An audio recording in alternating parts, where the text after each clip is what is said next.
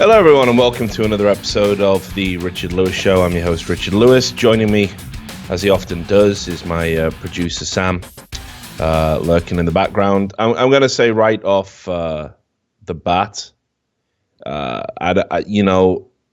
if people are coming to this show today for laughs and fun and frolics, you're probably not going to get any.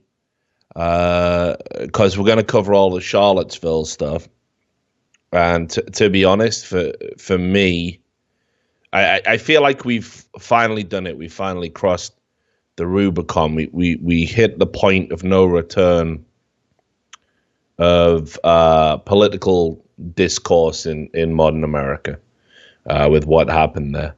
And to be honest, I can't sit here and say that it hasn't that it hasn't disturbed me genuinely. The reactions, sure, the events more so, but certainly the reactions as well, which we'll talk about. And usually, like what we wanted to do when we put this show together was make a show where it was like, we just debunk shit that was in the news and we laugh at fucking social justice warriors and stuff like that. But occasionally you're gonna get thrown something that's just, it's too serious.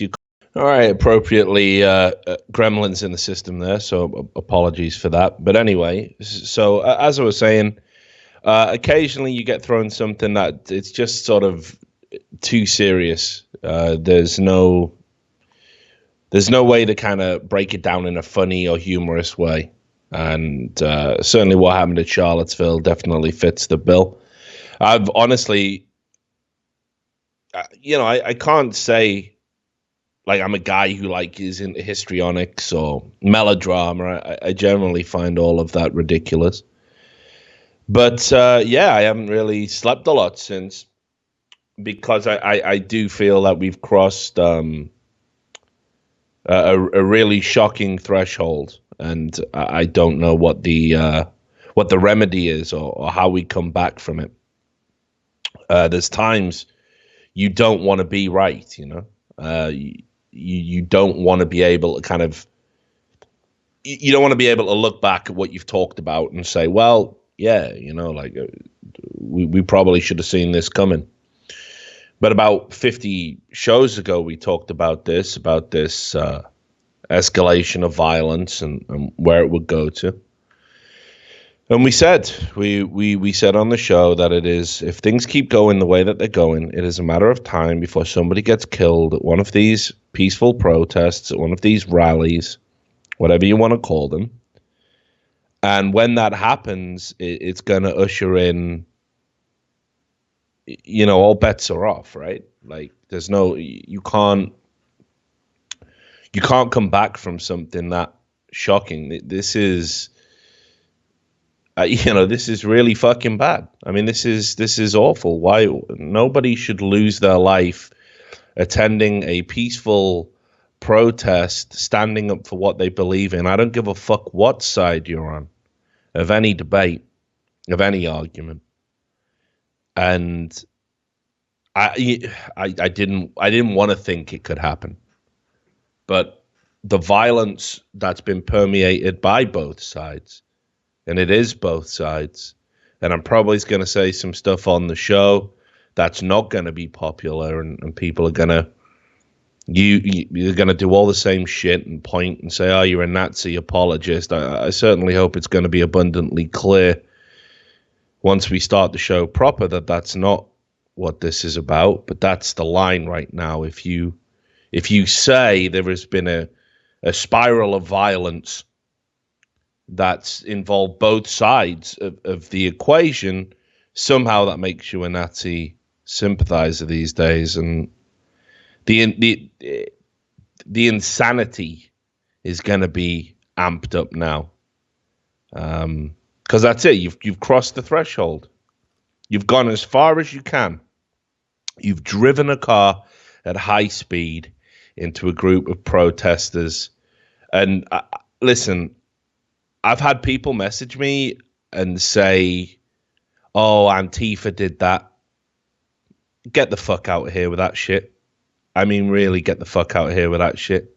We've all seen the video by now. They're stood there. I'm no fucking fan of Antifa. I've spent how many hours laughing at them and how ridiculous they are.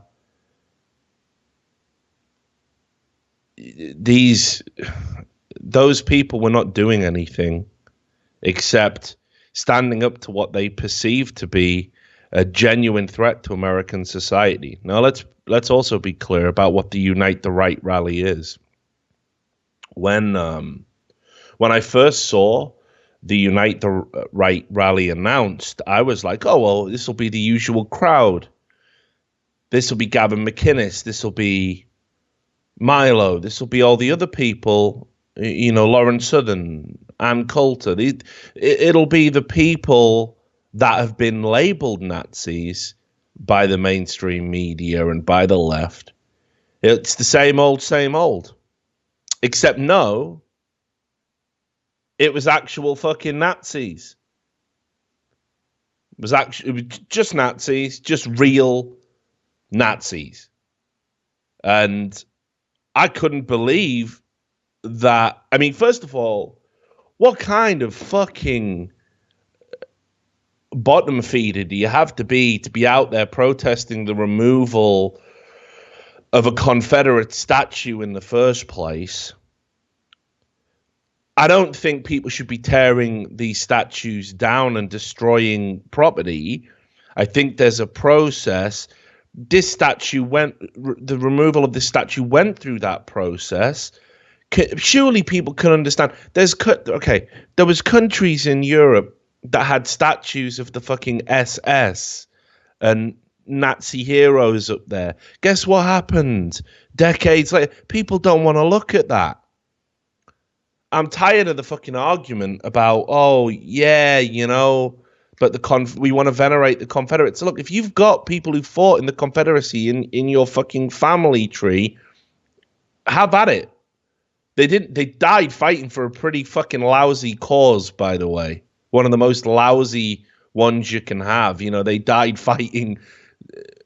They were on the side of, hey, let's keep the slaves because it's good for industry. But that's fine. You remember them, but surely you can understand how a black person in America might not want to look at somebody that fought on that side, a statue, a tribute.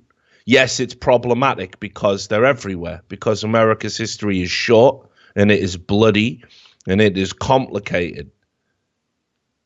And I do not support vandalism or anything like that. But that cause is retarded. I'm sorry. Like, you can put those fucking statues in a museum, preserve the history there. You want to go look at it? Do it. But do it knowing what a fucking dark time in American history it was. To be out there saying the removal of a statue is a threat to the fucking white race and white history. There's some history you shouldn't be proud of. So I couldn't even believe that. I couldn't even believe that people would gather for that. I thought maybe it'd be 50 people, a bunch of fucking idiots. But it was hundreds. And what a retarded cause. And then I'm watching the footage coming out, and these people are singing songs. They're singing anti-black songs. They're singing anti-Jew songs. They're singing anti-gay songs. This isn't the right that we've talked about on previous shows. These people are genuine Nazis. I'm going to show you some pictures of these guys. I'll send you a bunch here, Sam. You can just kind of cycle through them. This is what they were doing. This is what was happening in Charlottesville. And I'm sure you've seen them. at first people were kind of laughing about it. People were like saying, oh, hey, look at them, they're carrying tiki torches. Ha, ha, ha, ha. Right? And it is funny because these people are stupid. They're morons. Their ideology is vile, disgusting, and only somebody of low intelligence could embrace it. But then it's like, it just gets a little bit more sinister. Like, look at the last one there, Sam. This is a guy in broad daylight walking around with a T-shirt in America. And on the back, it says, those who want to live, let them fight. And those who do not want to fight in this world of eternal struggle do not deserve to live. And that's a quote by Adolf Hitler. And just in case you didn't know it was by Adolf Hitler, he's got Adolf Hitler written on the back of his fucking T-shirt. What kind of American walks around wearing a T-shirt venerating Adolf Hitler? It's insane to me, because you talk to these people or you listen to these people and they consider themselves patriots. What type of American patriot waves a Nazi flag? There was a war, 70 years ago. There was a war where America came in to stop the rise of global Nazism, to stop Adolf Hitler's domination of Europe. Americans died fighting Nazis. How are you a patriot? How are you a modern American patriot waving a Confederate flag, for that matter? The Confederates, they were the ones that didn't want the Union. They wanted to, cede from the America we all know now. They were isolationist. How do you call yourself a patriot and fucking fly those flags? And you think to yourself as well, right, that, all right, it might look bad, okay? It might look bad, but maybe the media are spinning it. Maybe there was some people out there who thought to themselves, they're making the Nazis look bad. They're making the Nazis sound bad. Maybe it was a small group. Fox News went down there, right? Fox News went down there and they interviewed some of the people early on to get their views. The Nazis, this is. The actual, real Nazis. They wanted to get their views. Some people say this is outrageous. I'm still a big believer that sunlight is the best disinfectant. That if a genuine Nazi presented his views to you, he could never tell you what he honestly thinks and honestly believes with a presentation of evidence. They couldn't recruit anybody, because you would have to be really, really stupid to listen to what they've got to say and believe it, right? You would have to be so stupid. So Fox News, for me, are doing the right thing. They went down there, and within 10 seconds of doing this interview, this white nationalist said, the fucking Jew lovers are gassing us. So you can't even say, yeah, are they though? You can't even say that, when they talked in their own words, they sounded reasonable, right? These people were not reasonable. These were the worst of the worst. Nobody should want to fucking stand with these people. And I saw some of the names of the people who attended. And again, we've talked about them. We have talked about them on this show, and the way that they try and flirt with this. Oh, look, aren't we so fucking edgy? But we're not Nazis. Well, they went and stood with actual fucking Nazis and didn't go there to report on it. Guys like Baked Alaska, right? Who everyone's talking about at the moment. We'll do a little bit on him. These people went not to report, not to take photos, not to be edgy. They marched with these people. They said, what these people are saying, I say, I believe.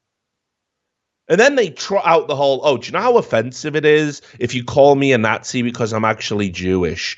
You don't get to say that. You're marching with the Nazis. So, obviously, we're going to talk about Heather Hayes, who was the woman that was tragically killed. Let's not go there just yet. Often, we talk on the show about these publications. These publications are ridiculous on a regular basis, but there was nothing ridiculous about the Roots reporting about one of the assaults that I saw. Again, just video of Nazis. Again, there's no rhetoric here. These are the real Nazis. These are what real Nazis look like. These are what real Nazis say. These are what real Nazis do. All right, this isn't, oh, you've got a Pepe, you're a Nazi. No, you're wearing a swastika and you're talking about gassing the Jews. Yes, at that point, there's no room for interpretation. It's not a mistake. It's not liberal paranoia. You are a fucking Nazi. And these fucking scumbags, how they've got the audacity to talk about provocation.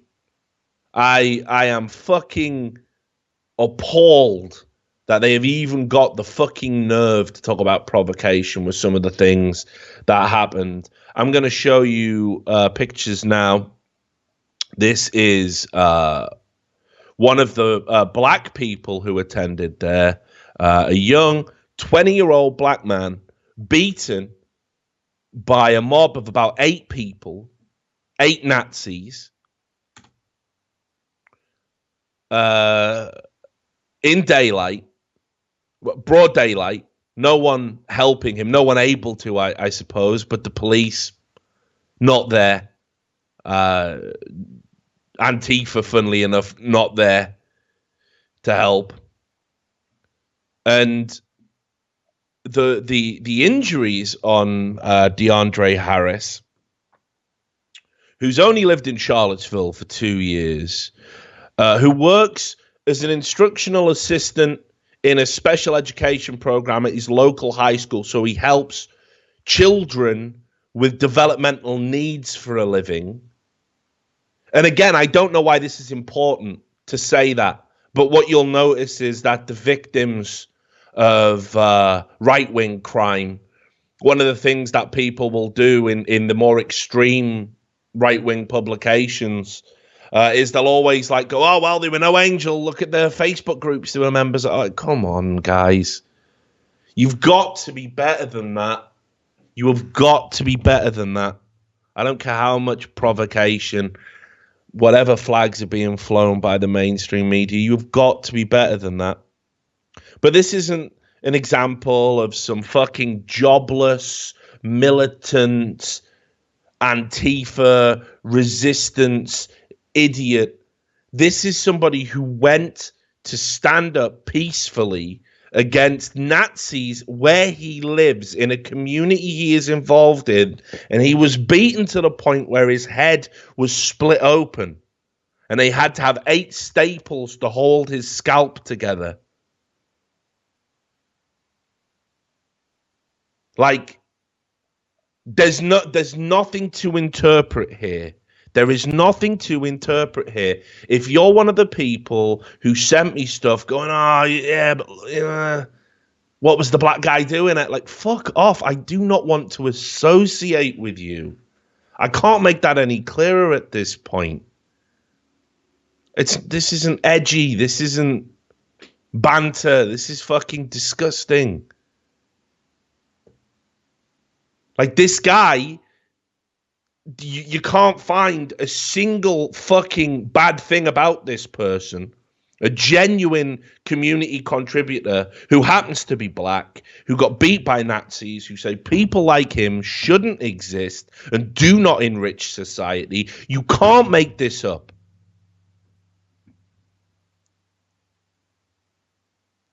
But of course, that isn't even the worst of it. That would have been too far. That's disgusting enough. But then, just to fucking top it off, as if it wasn't grotesque enough, right? And I'm telling you, I'm gonna show you some stuff in the aftermath that's even more repulsive. Obviously, we know a woman was killed, and was killed by a young 20-year-old man who drove his car into a crowd. And again, I've seen the video. I've seen the video. I've read the police reports. I've read reports across the spectrum of mainstream media. And this guy deliberately drove that car. He wasn't being threatened. He wasn't being attacked. He wasn't in immediate danger. He snapped. He drove his car into a crowd of people with the intent to hurt and probably kill them. That is it. There's nothing more to see here. And Heather Heyer, a 32-year-old legal assistant, a civil rights activist. And again, I don't give a fuck. People said this to me. Oh, she was one of those Antifa bitches. Like, get the fuck away from me, guys. Like, what? Where's your fucking humanity? All right? She was a civil rights activist. She worked as a legal assistant to help people,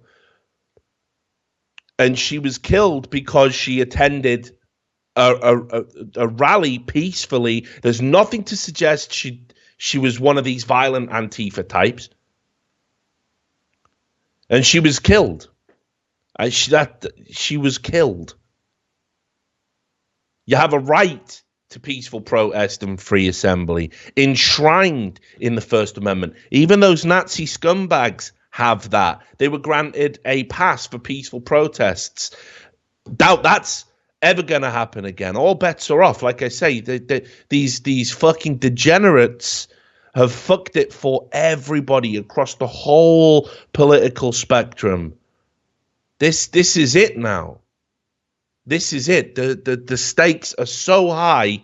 We are now saying that over these political differences, and I admit there is a fucking extreme difference between left and right and left and Nazis. The right disavow the Nazis. Nobody wants to be associated with the guys that were marching in Charlottesville. They are very much to themselves an island. So Heather Heyer is killed. 2 officers are killed out there trying to protect people, trying to stop violence. 3 lives just ended. And for what? Because some fucking idiot thinks he's fighting the fucking great race war.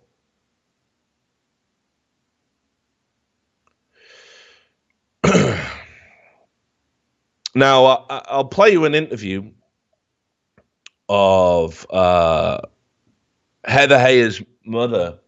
I'm going to say it's not very often you sort of see grieving parents, days, moments before the funeral has occurred, be able to conduct themselves with dignity, with decency. Grief is ridiculous. It's such a profound power that it everybody excuses it if it turns you into an unreasonable person. But this is not the case with the mother of Heather Heyer, she went on CNN. She did this interview here with Anderson Cooper. And I think the message is quite powerful. I think it's definitely worth listening to what she has to say before we move on. So there you go.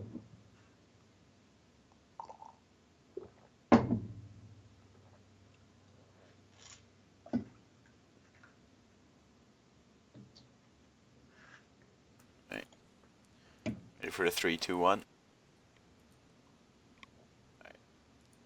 3, 2, 1, go. If you could just tell us a little bit about your daughter, Heather. What kind of a woman was she? Heather was a very passionate woman. She was very fair-minded. She was driven to make people clarify their situation, to make people accountable for their behavior, to make people look at themselves and stop what she believed to be unfair.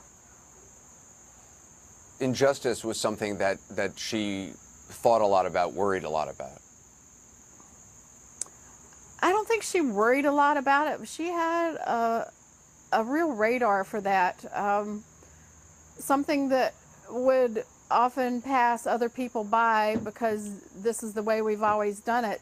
She would call you out on it. She didn't tolerate that. I have been so humbled and I don't know the word, amazed at the stories I'm getting from people about people that Heather defended and took care of and protected throughout her childhood that I never even knew happened. People are coming forward to me of stories of, she spoke for my child, she protected me on the school bus, she took care of me when others were giving me a hard time, and I was unaware of that. She didn't come home and tell me about that. She just dealt with that as a matter of normal behavior for herself. And I'm so awed by that. Did you know she was going to attend the rally on Saturday? I didn't ask, but I figured she probably would. But honestly, I had kind of put it out of my mind.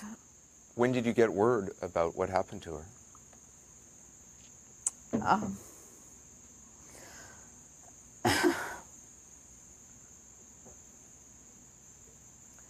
I was actually here where we're filming right now with my best friend, and I got the word that they were looking for Heather's next of kin at the hospital. And I kept calling the hospital as my friend was driving me to the hospital, and they kept saying, "We don't have a patient by that name."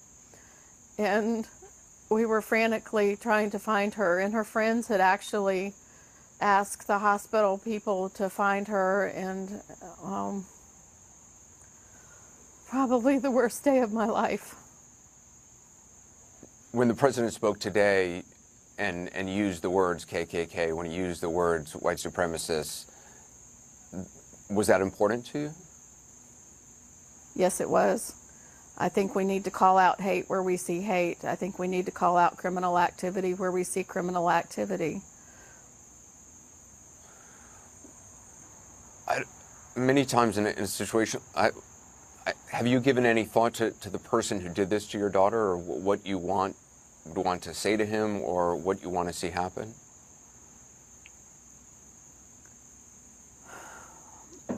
I have two feelings about this young man. One is he was extremely young, in my opinion. He's not a child, he's an adult, he made his decisions. And I believe that he thought hate was going to be the answer and that hate is going to fix things. But he was wrong, and he will someday come to see that, I hope. And I'm sorry for the pain he will go through when he sees that. I'm sorry for the pain that he's putting his mother through right now. I'm also extremely sorry that he chose to kill my child and to injure a bunch of other people. He didn't have the right to do that. And if you watch the tapes, you can tell he had that exactly in mind. This wasn't a video game, buddy. This was real people. Okay, there are real consequences to what you did, and I'm sorry you chose to do that. You have ruined your life, and you've disturbed mine, but you took my child from me, and I'm going to be the voice that she can no longer be. And so you gave us a national forum, and maybe I should thank you for that, but I can't. I would rather have my child.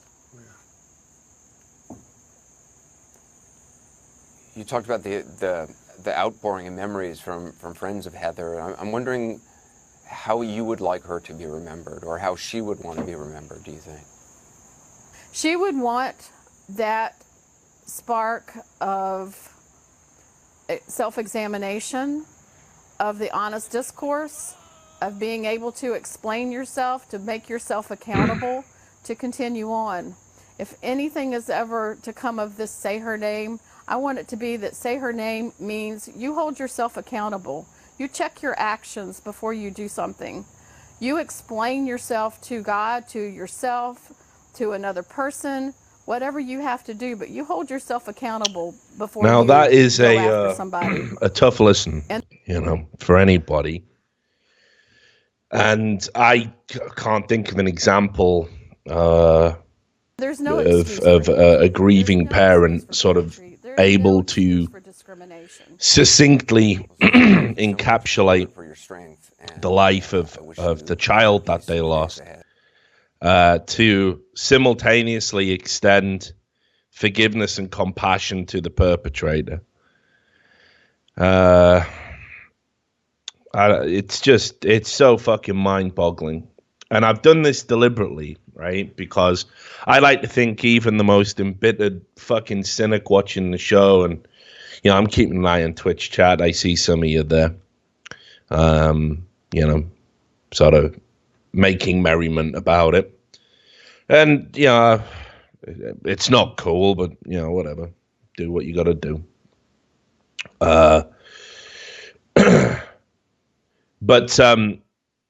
I want to show you just how fucking vile the people are when we talk about actual Nazis. And I'm doing this for a reason. I am trying to show anybody who's maybe on the left side, or who spent this election cycle calling people Nazis. I want to show you the difference. I want you to understand how bitter and vile and disgusting and how hate-filled these people are, and that there is still common ground to be found with conservatives, with right-leaning people, with centrists, with with groups that you want to just file away in the Nazi category, but you can't keep doing that. So you probably heard of a website called the Daily Stormer. It's the go-to website whenever anyone wants to reference white supremacy.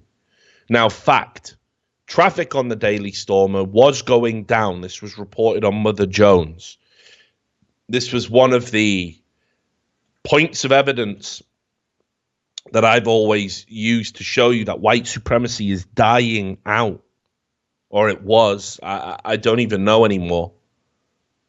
But the things that the person who runs the Daily Stormer, a guy called Andrew Anglin, who is some sort of, like, I don't know, he is the kind of most despicable mouthpiece for the modern Nazi.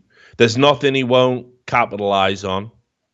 I mean, there's nothing he won't use to get hits on his website, because he's looking to radicalize and recruit people who maybe are curious, maybe wavering, maybe believe in white genocide and all that other nonsense, these fictions. Heather Heyer isn't even in the ground yet. They're still waiting for that. Andrew Anglin, on his website, the Daily Stormer, while her mother is on TV giving interviews like the one we just watched, talking about what she stood for, who she was. Andrew Anglin said it was pretty much a good thing that she was killed. I'm going to read you some of the quotes.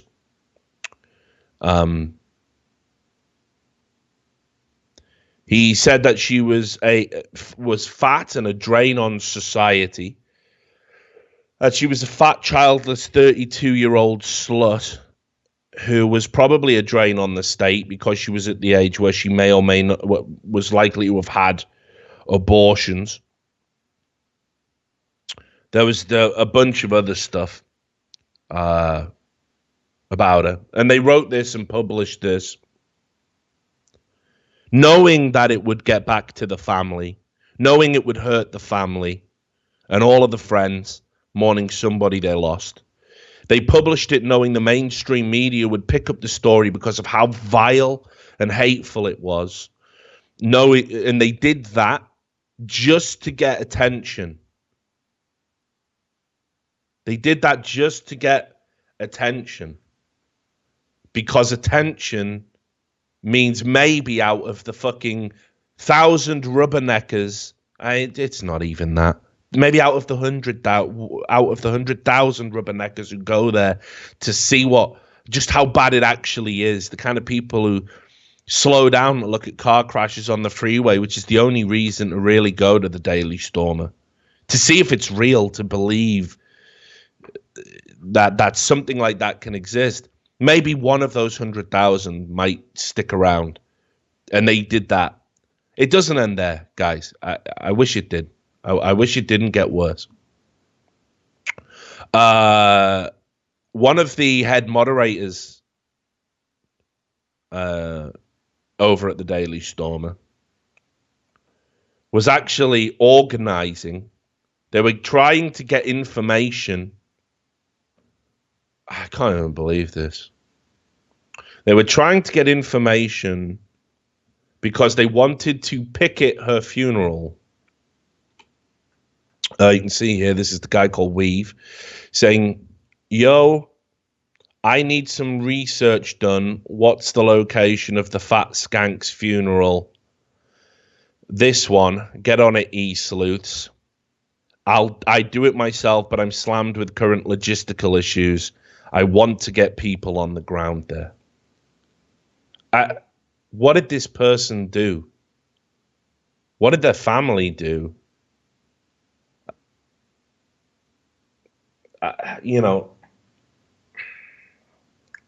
This is what I'm trying to say.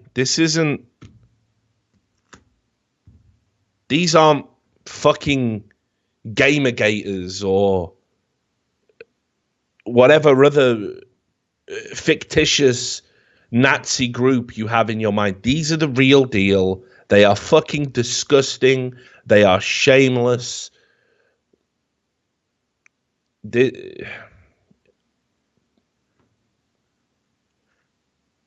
And, I've got concerns about Discord now, saying they're going to police Discords. They shut down this one, right? And people were going, oh, well, another company bites the dust. Maybe true. I applaud Discord shutting down any Discord that is being used to picket a dead woman's funeral to torment their family. Surely we can all fucking agree with that. Surely that's where we all draw a line. All right?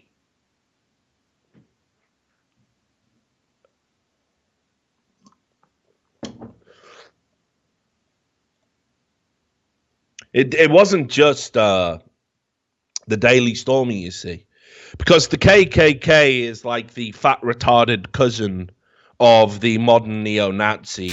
It's so far behind the times. It's antiquated. It's all but dead. I mean, Sam, you've talked about this before. What was the name of the guy who said? Daniel Carver. Everybody knows. When people say, oh, the KKK's on the right, it's not, man. It just isn't. It's an anachronism. It's dying out. It's held on to by fat old white men in certain states, and that is it. And they're not attractive anymore. They're not tech savvy. That is not the white supremacist organization that's growing or recruiting people in the same way modern neo-Nazi groups are able to. But the KKK, or some chapters of it, looked over at what Andrew Anglin was doing, how he was creating this attention storm. And by the way, the media got to be better than this. Just cut them the fuck off from attention. That's all you have to do. You just don't report on that. You just don't report on that story. You know how, like, after a school shooting, psychologists all come out and they say if the media just didn't release the names of the school shooters, it would actually lead to a reduction in school shooting because people do it for the fucking hero fantasy, the remembrance fantasy. It's the same with these guys. They do it for attention. So the fucking some fucking retarded, I don't even know what bullshit titles they give themselves, like Grand Cyclops, like whatever fucking Grand retarded Dragon. Yeah, whatever shit stupid dress up game these scumbags are playing. This is the one from North Carolina. The KKK leader said, "Oh, I'm glad an anti-white supremacist protester was run down and killed. I'm sort of glad that them people got hit. And I'm glad that girl died," said just a grand dragon in the KKK. They are a bunch of communists out there protesting against somebody's freedom of speech. So it doesn't bother me that they got hurt at all, said Moore of the Loyal White Knights. What a fucking moron. Imagine not being able to fucking understand that they were out there protesting against freedom of speech. So let's kill them for saying...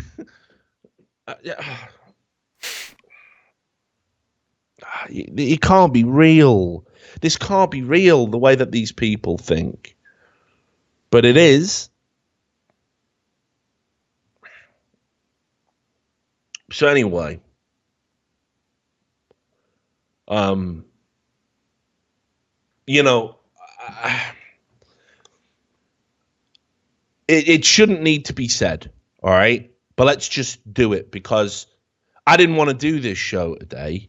I was genuinely kept up about it because I knew there was no way to sit down in this chair and talk into this camera without talking about Charlottesville, because if you ignore it, if you ignore the fucking obscenity of it, then you're somehow complicit. If you talk about it, and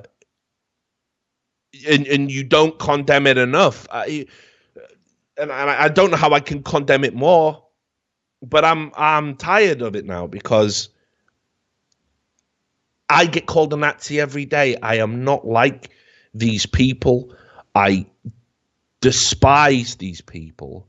I cannot make it clear enough, and yet I know. Even as I'm talking now, I know that there's going to be something I say on this episode because we're about to take a left turn. And it's we're all going to get lumped in. And I don't want to be lumped in with those guys. I fucking hate them.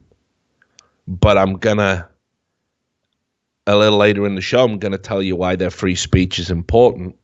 Why we cannot let that value go, and people aren't on board with that. People aren't going to like that. I tweeted out on the day that it happened that hopefully the left could see the difference now between what real scumbag Nazis look like. And that didn't go over too well. I stand by it. But there's just a bunch of absurd takes on the whole situation. I mean, I saw people legitimately, trying to compare what happened in Charlottesville to what happened with the Google memo. I cannot make a connection in my mind. I cannot make that connection in my mind. It doesn't exist. There is no connection. But think about how ghoulish this is. This is Amy Siskin, the president and co-founder of the New Agenda and advocate for women's and LGBTQ rights. And she said on the day of the Charlottesville rally, look at them all. They're all white. They're all straight. They're all Christian males. I mean, nobody should be surprised by that, by the way, because they're kind of all prerequisites. You don't get to be in those groups unless you're those things. Do you really think you're going to see a black Rastafarian Nazi? Perhaps a Sikh? It doesn't work like that. There's a checklist when you fucking sign up.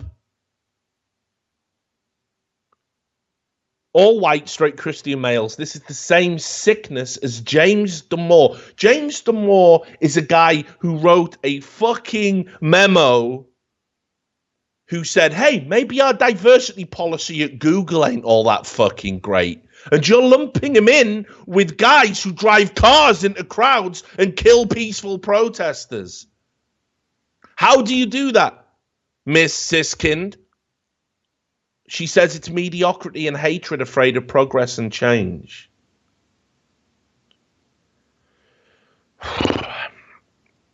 So anyway, I know this is going to sound insane. There were little moments, all right? This blew my mind. It's not as... the media obviously aren't going to report about this. But just look at this. Like, there is... I know I sound fucking chronically depressed right now. I mean, I am. You can see. Look at this. I'm fucking reamed out. Like, I'm not... This isn't for show. This is genuinely horrifying for me, where we're headed and where we are, for a variety of reasons, not just the obvious ones. But there is... we haven't completely lost hope. There was conversations happening between people who really probably shouldn't be having conversations. And that's key to fixing all of this shit. Not more division, not more violence, not more hatred. Interactions, understanding, compassion. You don't light up darkness with more. You need light. You know what I mean? You can't do it with more darkness. You got to try and find the spark of humanity. You'll notice that as vile and despicable as those Nazis are, I haven't called them inhuman. It's not popular to say this either. I grew up in a place where there's racists. I've lived in a lot of working class towns in Britain where, when I was younger, I knew guys whose politics were fucking loathsome to me. I'm sure Sam probably knows one or two in Port Talbot. I'll also tell you, as I got older and I watched those people from afar on Facebook or whatever, the few that I've kind of bumped into again, they're ashamed. They're ashamed of who they were. People can be brought back from this. Maybe not all of them. I'm not saying you can save all of them. I'm not saying you can fucking reach out to all of them and find common ground with all of them. People like Andrew Anglin are just fucking vile. They're just spiteful, feral, disgusting human beings, just literally bitter balls of hate, and they are going to be that way from now until the end of time, most likely. But there are people that you can reach. We not everybody is the same brand of evil or rottenness or whatever you want to call it.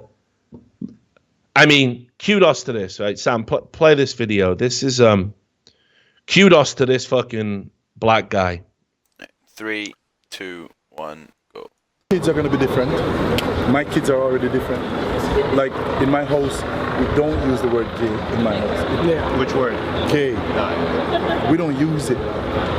What's going on, man? You know what I'm saying? Right? We don't use. We don't. I mean, my kids are very quick to go. That's racist. If I ever say something, let's say I say, white people wear Pumas. He goes, that's racist. quick. Yeah. There should be no distinction. Everybody wear Puma.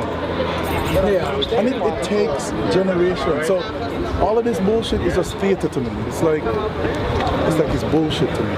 You're allowed your culture. Oh yeah. You're allowed your culture. Yeah, it's going to take a long time for things to ever become right, but it can only start with one conversation at a time. I know when I get busted open. Today's not the day that's going to happen, though. See? Same thing with him too. No. He gets busted open, he bleeds red. What happened to your head? Right there? Hey, the night ain't over yet. The night ain't over yet. You might get smacked around. Yeah, jump one against what, 15 or something? It was like 1 on 10. Baton. They was hitting batons and spraying pepper spray at us. Pepper spray. It was a good old time. You gotta come out and have a conversation at some point. They were talking to her. Me, I'm fat. So imagine that fucking guy, coming down and you're a black guy, you're at a Nazi rally, you're talking to these people, and it can be done. It can be done. It's hard, I know, because these people are disgusting. But it can be done. And maybe you can win people back. Like, we all know that fucking story. I'm sure you've seen it. About the guy who, the black guy who befriended and managed to make over 200 people leave the KKK. No, I didn't see that. You're not seeing this. Hang on, I'll get this for you.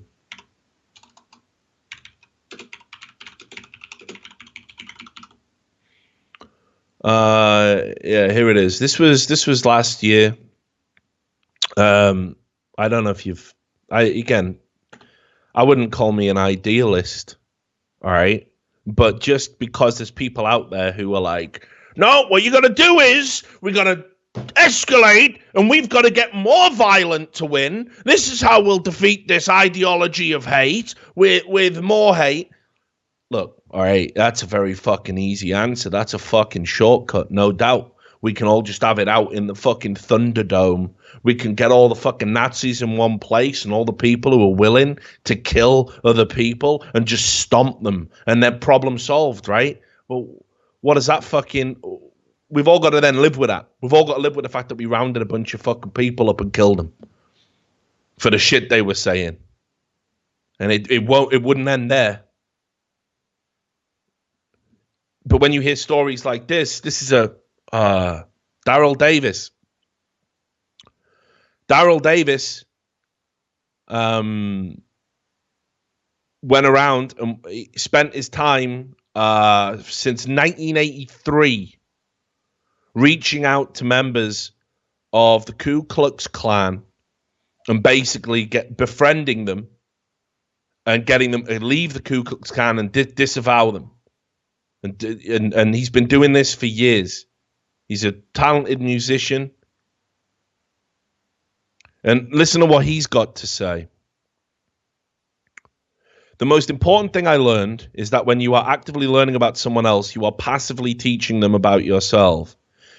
You give them a platform and then you challenge them, but you don't challenge them rudely or violently. You do it politely and intelligently. And when you do things that way, chances are they will reciprocate and give you a platform. And this has worked. I mean, this is... People are leaving the Klan because once they realize that, holy shit, I like this black guy, your whole ideology crumbles at that point. I got to find this other one Sam. I wasn't expecting to go down this route, but let me see if I can quickly find it.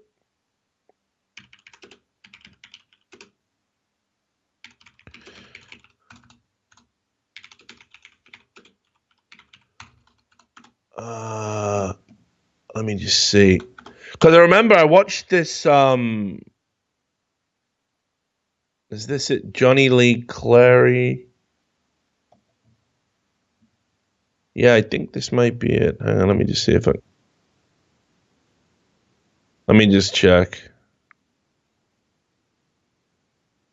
Yeah, here we go. Right. So this is a former Ku Klux Klan leader, Johnny Lee Clary. Another vile piece of shit who, as he got older, he fucking toned it down, realized he'd been a fucking jackass. Listen to this. He tells a story about how him and his fucking group just went after a black guy in their community incessantly, and the black guy just handled his shit with dignity, met them head to head, wasn't afraid, just kept calling them out and saying, you know, why are you doing this? It's all a bit stupid, isn't it? Just listen to this story. He tells it like a joke. You shouldn't be laughing at this. It's kind of funny. It's horrifying when you think about the implications that they tormented a black person in their community for this period of time and simply left him alone because he wouldn't break. But what Johnny Lee Clary says here is that it was he had an epiphany off the back of that. I'll let you do the yeah. 3, 2, 1, go. Yeah, loud. In '79, I think you would have been about 22, you went to a radio debate with the Reverend Wade Watts, who was the state leader of the National Association for the Advancement of Coloured People, who'd worked with Martin Luther King. Yes. And when you got to this debate, he held out his hand for you to shake. Yes, he did. Did you hesitate?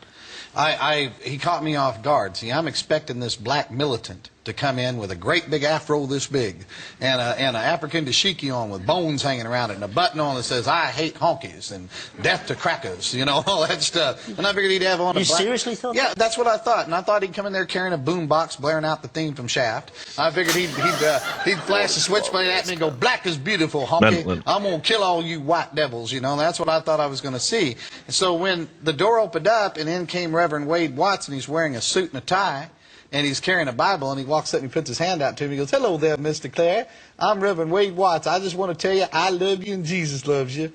And, I mean, I'm shocked, you know. And then he puts his hand out, and I'm shaking his hand without thinking, because this wasn't what I was expecting. Then I realized I just broke a Klan rule, and I jerked my hand back, you know. And I started looking at my hand, which he saw that, and that was met as an insult. The Klan rule book says the physical touch of a non-white is pollution.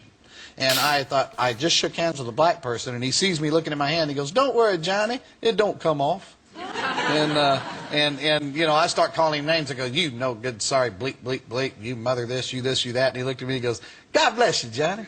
He says, you can't do enough to me to make me hate you. I'm going to love you, and I'm going to pray for you whether you like it or not. And I didn't know how to deal with that. I had never had that happen to me before. A few years later, you burnt down his church, didn't you? Set fire to his church. See, what happened was we started off going by I know, south, scum, aren't they? names. It's We got just no so response. fucking... Threw trash all over his lawn, got no response.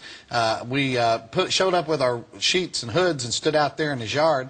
Said, get on out here, boy, we got something for you. And he comes outside and he goes, boys, Halloween's 4 more months away. I got no trick-or-treat in here for you. Come back in October. And he goes back in the house. That's a brave man. Yeah, and I mean, I didn't know how to deal with this.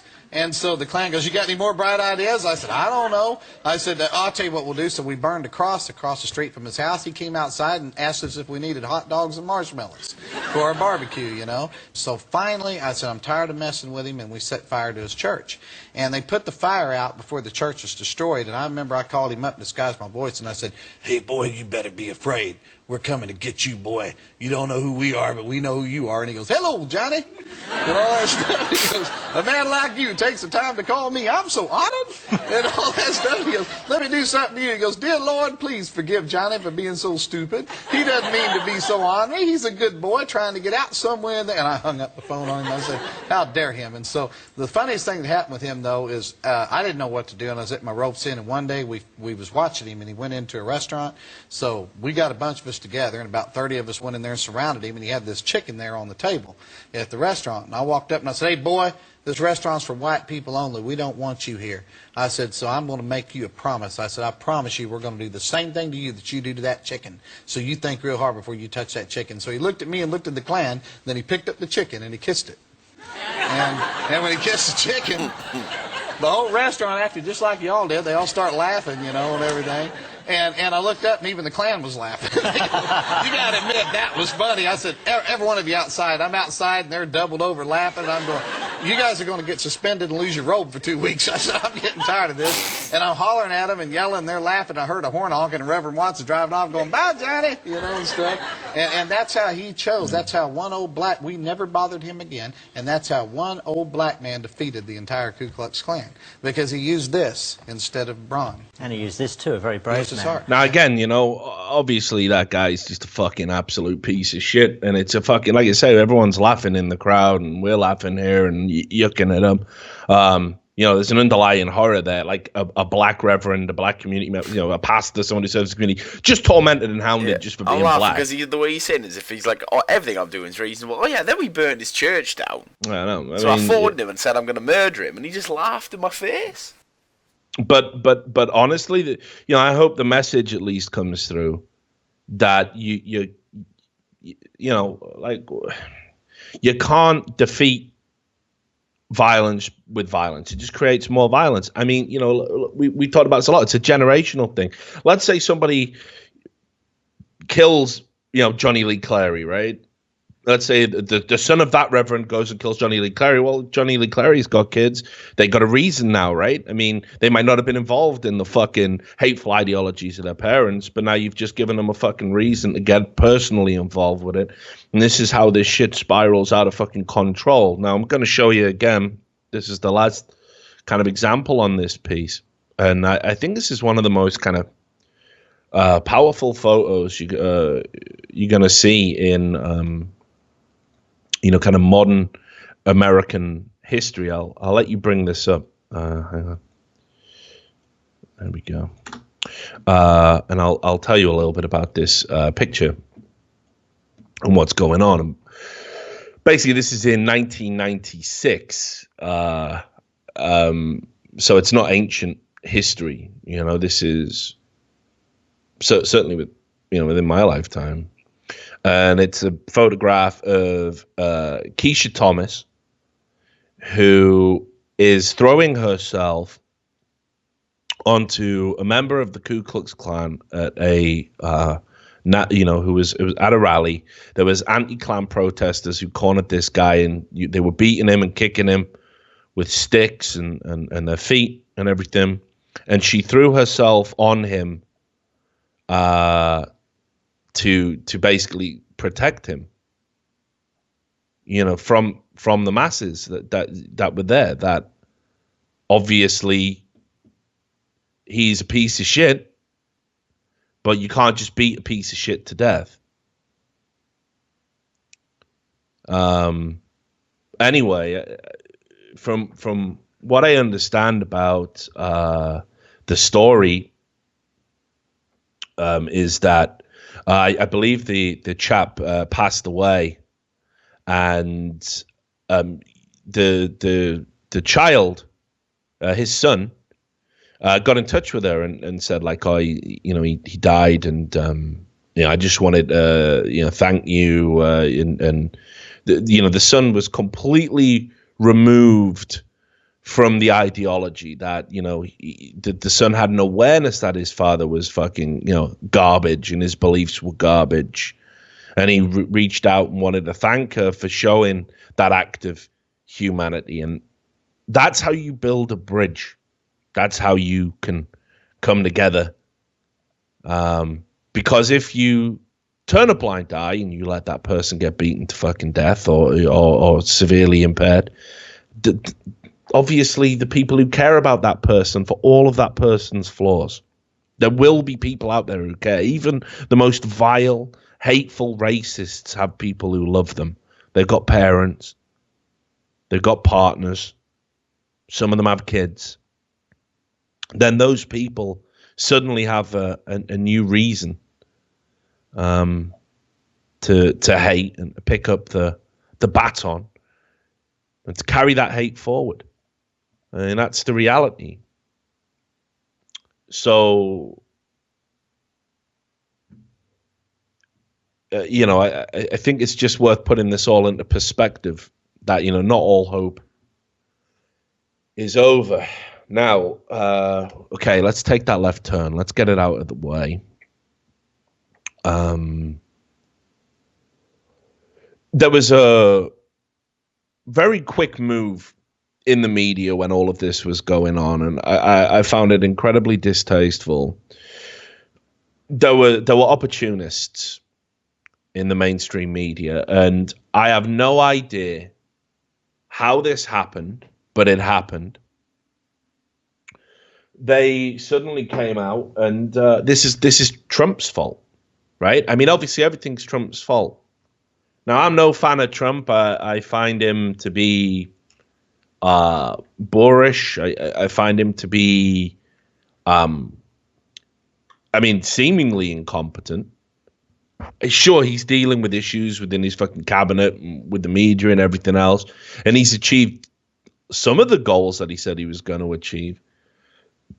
I do not understand how anybody can tie Donald Trump to what happened in Charlottesville. And this is what I meant when I said I didn't want to do the show, because I was going to sit here and I was going to say this.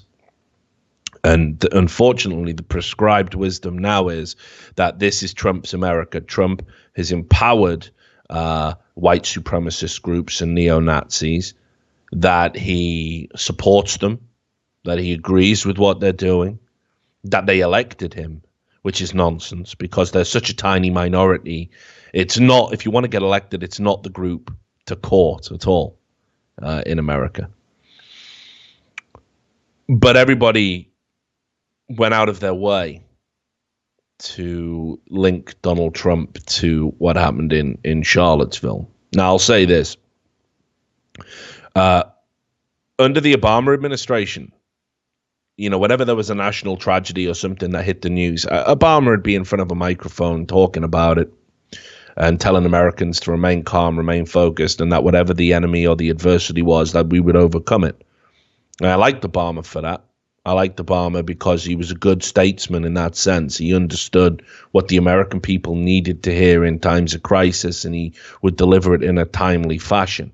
He is a flawed leader, sure. He's responsible for a lot of things that if it was any other president, you would probably call them atrocities. But I guess that's the way of all American presidents. You're not going to find a perfect one in the history books. Now, Donald Trump came out, and yeah, he, as we'll see in a moment, he didn't condemn the groups quick enough, and he used vague language. And I knew as soon as he did that what was going to happen. But equally, it frustrates me that why couldn't he just do it the proper way? Because he did condemn them eventually. People still went and protested afterwards. But he did condemn them. And for me, he did condemn them in the first instance.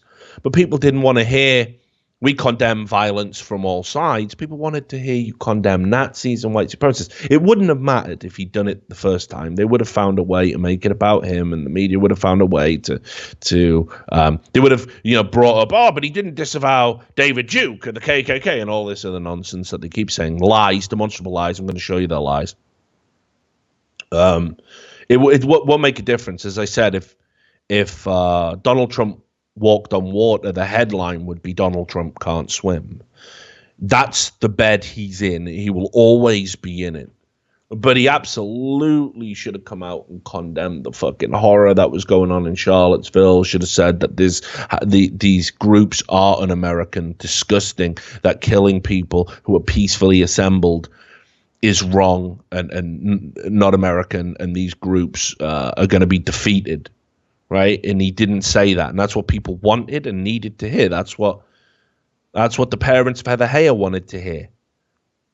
Now, he said it, and actually, Heather Heyer's parents did thank him. I mean, I suppose we can bring this up again. It goes to show you probably won't read this in the media, but yeah, Heather Heyer actually thanked Donald Trump for his words.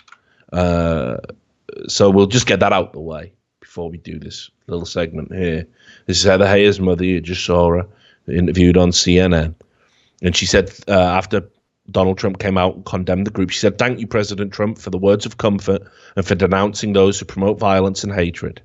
And there you go. So, I mean, this idea that Donald Trump supports them, and certainly not in the eyes of the victim's family. But I'm going to show you one thing here. Again, wasn't picked up.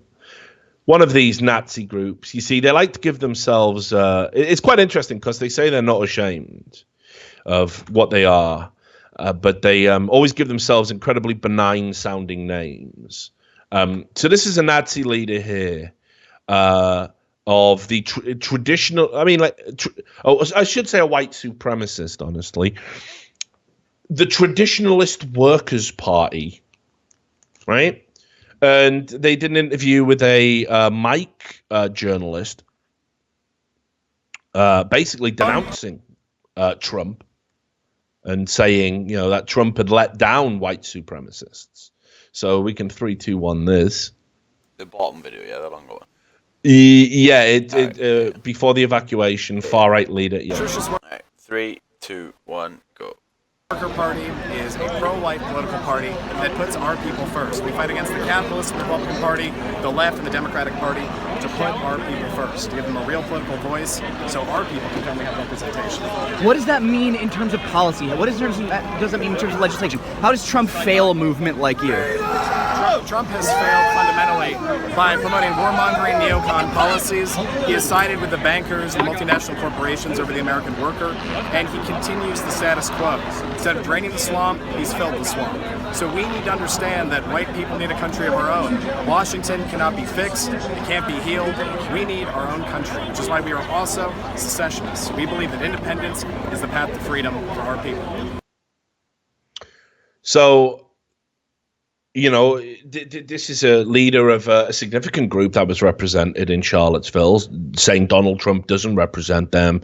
And it's the same people. It's the Daily Stormer and David Duke who come out, and they're always going, "Oh, we love Donald Trump. We love Donald Trump." And it's the media say, "Well, they like you." I saw the quote. Was it Steve Colbert said, "White supremacists are like cats. If they like you, it's probably because you're feeding them."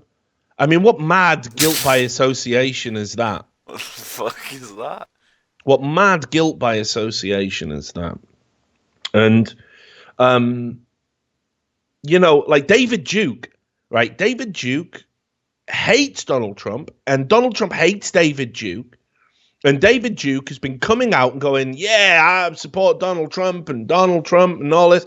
He's doing it out of spite. He's doing it to hurt his credibility. He's not doing it because they're simpatico or any of their beliefs.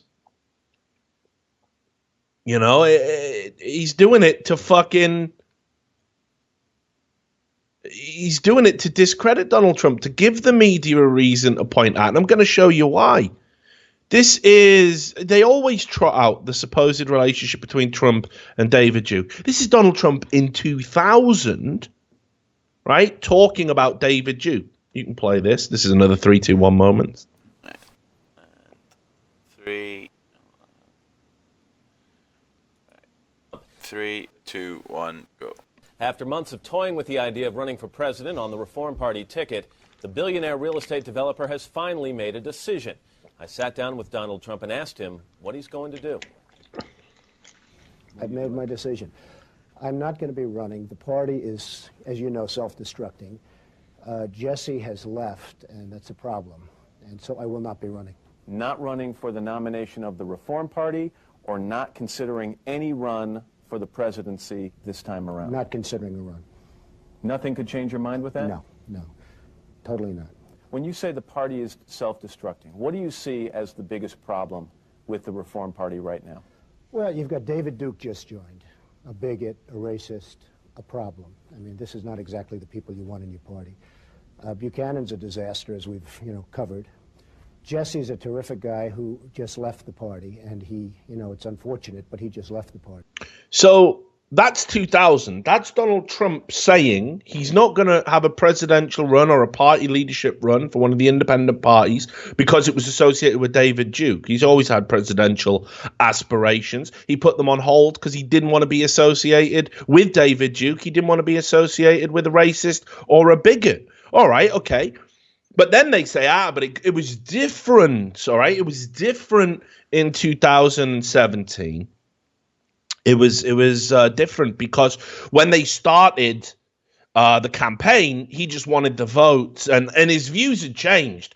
A lot can happen in 17 years. Maybe he wasn't racist in 2000, but now he started to court white supremacists. Again, understand the insanity of what these people are saying. Those fucking mouth breathers that we saw in Charlottesville are not getting anyone elected. I'd probably imagine that 90% of them would miss the fucking button on the touchscreen voting booths. I don't think they're equipped to deal with that level of technology. These are fucking troglodytes, all right? But here we go. So this is a compilation of all the times on the campaign trail, and including what he said back in 2000. So you will get a little bit of repetition, where he was saying, I disavow David Duke. And people were standing up, unironically, Democratic politicians going, yeah, well, Donald Trump refuses to disavow the KKK. He did it like over a dozen times. Just play this. 3, 2, 1, go. Did he endorse me, or what's going on? Because we had heard that there was no endorsement. So, of course, Mr. Trump says, let me know who you're talking about. I've rejected David Duke. I've rejected the KKK, the Ku Klux Klan. From the time I'm 5 years old, I rejected them. What do you see as the biggest problem with the Reform Party right now? Well, you've got David Duke just joined, a bigot, a racist, a problem. I mean, this is not exactly the people you want in your party. I am David Duke, and this is a quick, unscripted response to the CNN interview today with Donald Trump. I can begin by the inaccurate reporting of the media that I have endorsed Donald Trump. Specifically, I have said clearly, and every time I've talked about his candidacy, that I am not endorsing Donald Trump. Even if you don't know about their endorsement, there are these groups and individuals endorsing you. I mean, I don't know what group you're talking about. Number one, you disavowed David Duke 2 days prior. If he said on Friday, I disavow, why ask him again on Saturday? Why not disavow David Duke, disavow the KKK? What's going on? I'm saying to myself, how many times do I have to continue to disavow people? And the question was asked about David Duke and various groups. And I don't know who the groups are. I disavowed David Duke, and I disavowed him the day before at a major news conference, which is surprising because CNN was at the major news conference, and they heard me very easily disavow David Duke. I disavowed David Duke all weekend long on Facebook, on Twitter, and obviously it's never enough. How would you characterize in more words than one David Duke? David Duke is a bad person who I disavowed on numerous occasions over the years. I will not stop until we fight a man that chooses not to disavow the KKK. That is not a part of our party. That's not who we want as president. We will not allow that in our country. I totally disavow the Ku Klux Klan. I totally disavow David Duke. I've been doing it now for 2 weeks. You're probably about the 18th person that's asked me the question. There you go. So, like he's never courted the KKK. I think we can. Can we agree with that at least? Can we agree with that? I think so. And what's crazy is, off the back of what happened in Charlottesville, everyone's saying, "Oh, you've enabled them. You're a white supremacist yourself. You are directly responsible for the murder of Heather Heyer. That's what people are putting on Donald Trump. Now, let's just listen to what Donald Trump said when he got round to disavowing it. And I'm saying it like that. You know, yeah, it wasn't quick enough. This was a time of national crisis. He should have been on a microphone there and then. But again, let's listen to what he had to say. This wasn't somebody who was hedging their bets. He unequivocally denounced all white supremacist groups, all KKK groups, pledged that they're going to investigate all of them and use all of the legal resources available to the administration to find and prosecute anybody engaged in any wrongdoing. That is as strong as any president could say in a country where we have First Amendment. So, again, here you are, Sam, another 3, 2, 1 for you. Keep your fingers busy. 3, 2, 1, go. We will be discussing economic issues in greater detail later this afternoon. But based on the events that took place over the weekend in Charlottesville, Virginia, I would like to provide the nation with an update on the ongoing federal response to the horrific attack and violence that was witnessed by everyone. I just met with FBI Director Christopher Wray and Attorney General Jeff Sessions. The Department of Justice has opened a civil rights investigation into the deadly car attack that killed one innocent American and wounded 20 others. To anyone who acted criminally in this weekend's racist violence, you will be held fully accountable. Justice will be delivered. As I said on Saturday, we condemn in the strongest possible terms this egregious display of hatred, bigotry, and violence. It has no place in America. And as I have said many times before, no matter the color of our skin, we all live under the same laws. We all salute the same great flag. And we are all made by the same Almighty God. We must love each other, show affection for each other, and unite together in condemnation of hatred, bigotry, and violence. We must rediscover the bonds of love and loyalty that bring us together as Americans. Racism is evil, and those who cause violence in its name are criminals and thugs, including the KKK, neo-Nazis, white supremacists, and other hate groups that are repugnant to everything we hold dear as Americans. We are a nation founded on the truth that all of us are created equal. We are equal in the eyes of our Creator. We are equal under the law, and we are equal under our Constitution. I mean, that is as strong as a condemnation as you can get from anybody. He said it was evil. He said racism and white supremacy was evil. Just a few hours after he gave that speech, thousands of protesters descended on Trump Tower and said that Donald Trump was a white supremacist, that he should fire half his cabinet, including Stephen Miller, who is a Jew, and Seb Gorka, based on a myth, an erroneous statement that he's wearing some sort of Nazi medal, when in fact it isn't that at all. It's whatever. Covered all of this. And Stephen Bannon, they should all be fired. They're all white supremacists. And Donald Trump too. You should resign. Thousands of protesters outside, hours after he said that, just hours apart. People don't listen.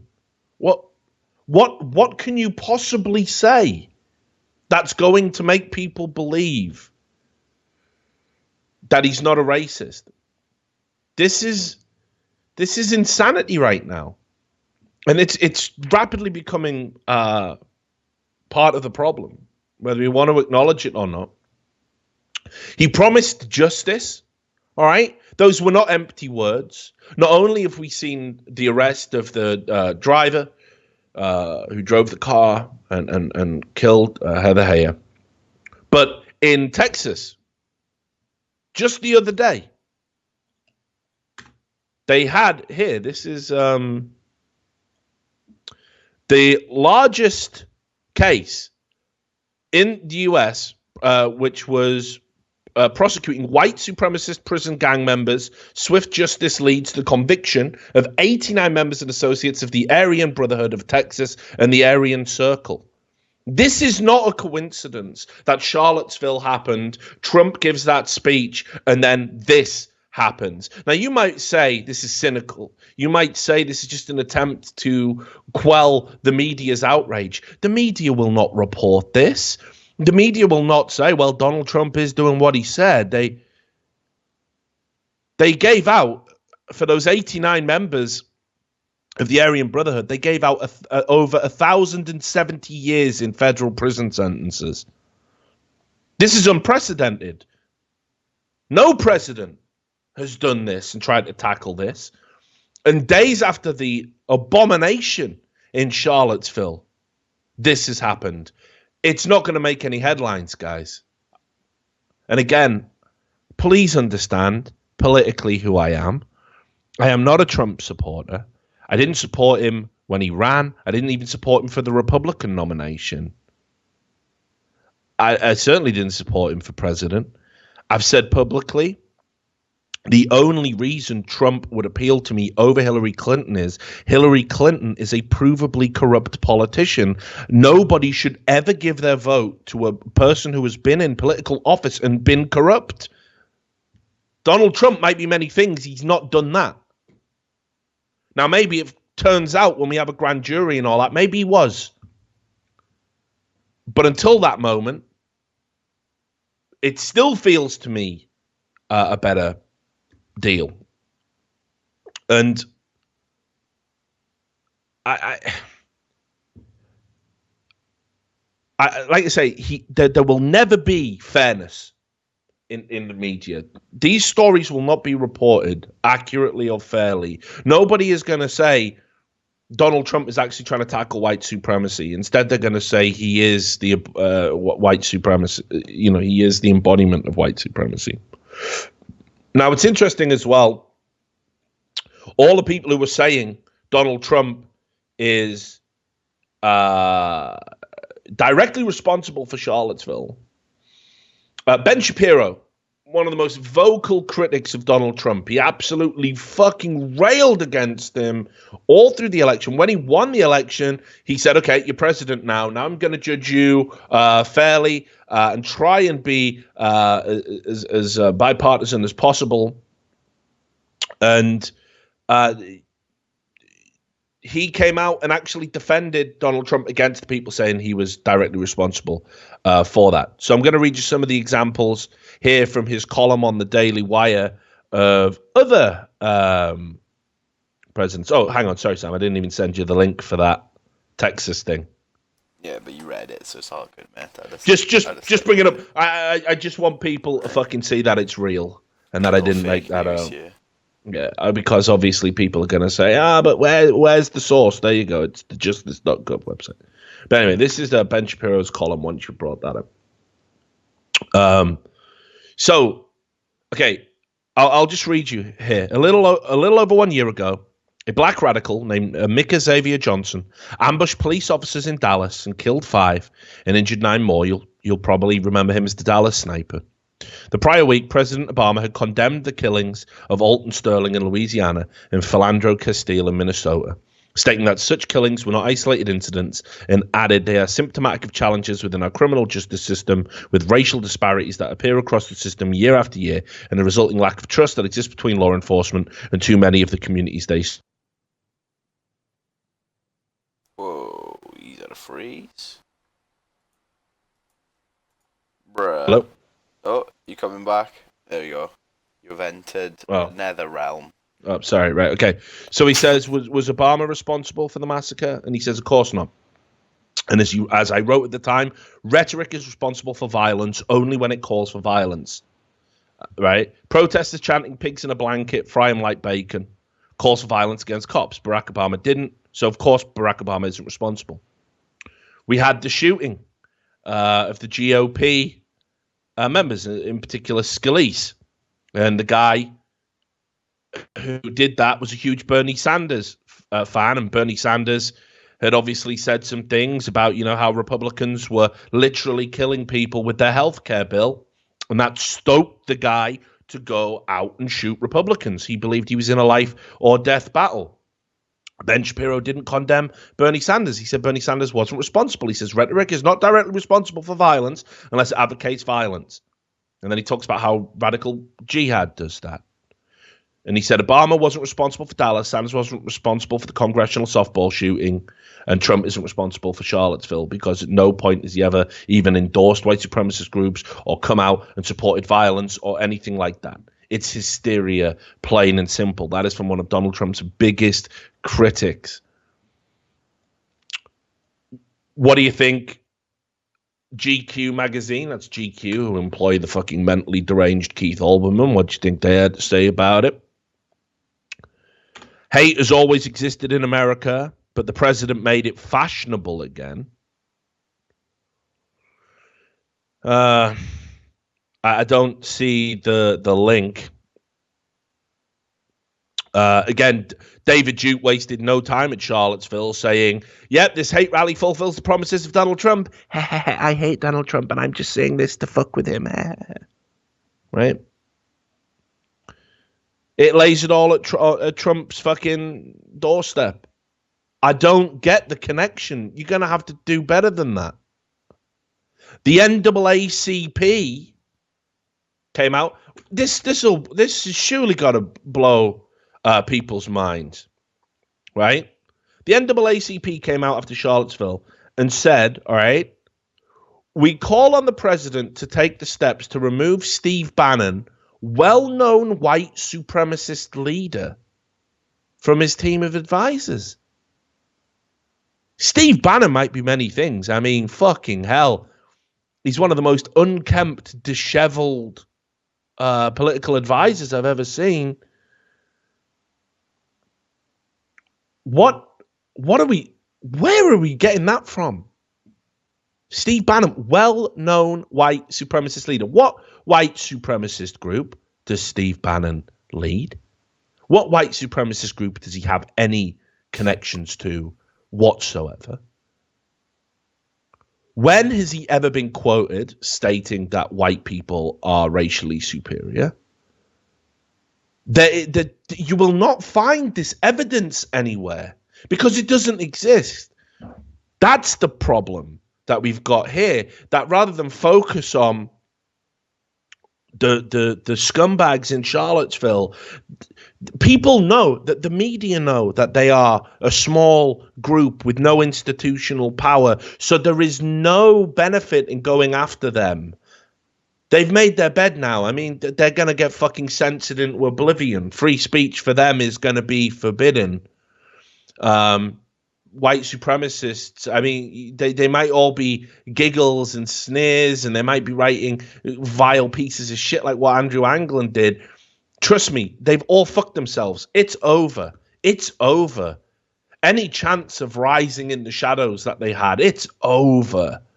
They are fucking done. But the media, that's not enough. They don't want to really get them. They want to get the current administration. They will use anything, even the death of an innocent woman, to go after the current administration. This is what I meant when I said this is where it's going to be. He said all those things, but Richard's a Nazi after all. The media are using this. It's opportunistic. Can't you see that? But, you know, people keep Breitbart, right? Again, there's not a single. Steve Bannon is associated with Breitbart. There's not a single article advocating for white supremacy on Breitbart. And this is the fundamental problem we've got, that the alt-right, when Steve Bannon said we give a platform to the alt-right, at that time, the media were using the alt-right there was two groups under the umbrella of one, and the alt-right, for some, meant young conservatives who reject traditional neocon kind of values, a new generation of conservatives. That's what it meant to some people. And that's what it meant to Steve Bannon when he said, yeah, we give a platform to the alt-right. He didn't mean we give a platform to white supremacists. He didn't mean that. No one in the right mind would say that.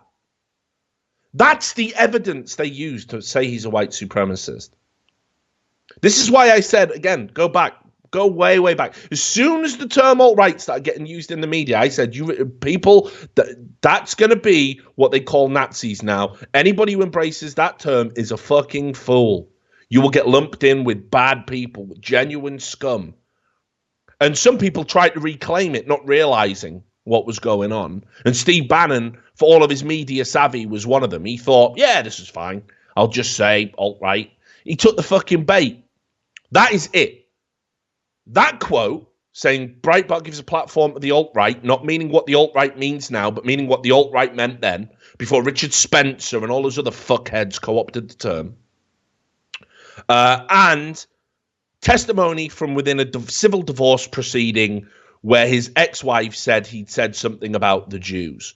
And there is absolutely no way you can make an argument that Breitbart was an anti-Semitic publication. It has offices in Israel. That's absolute garbage. There's no factual basis for what you are saying, if you say that.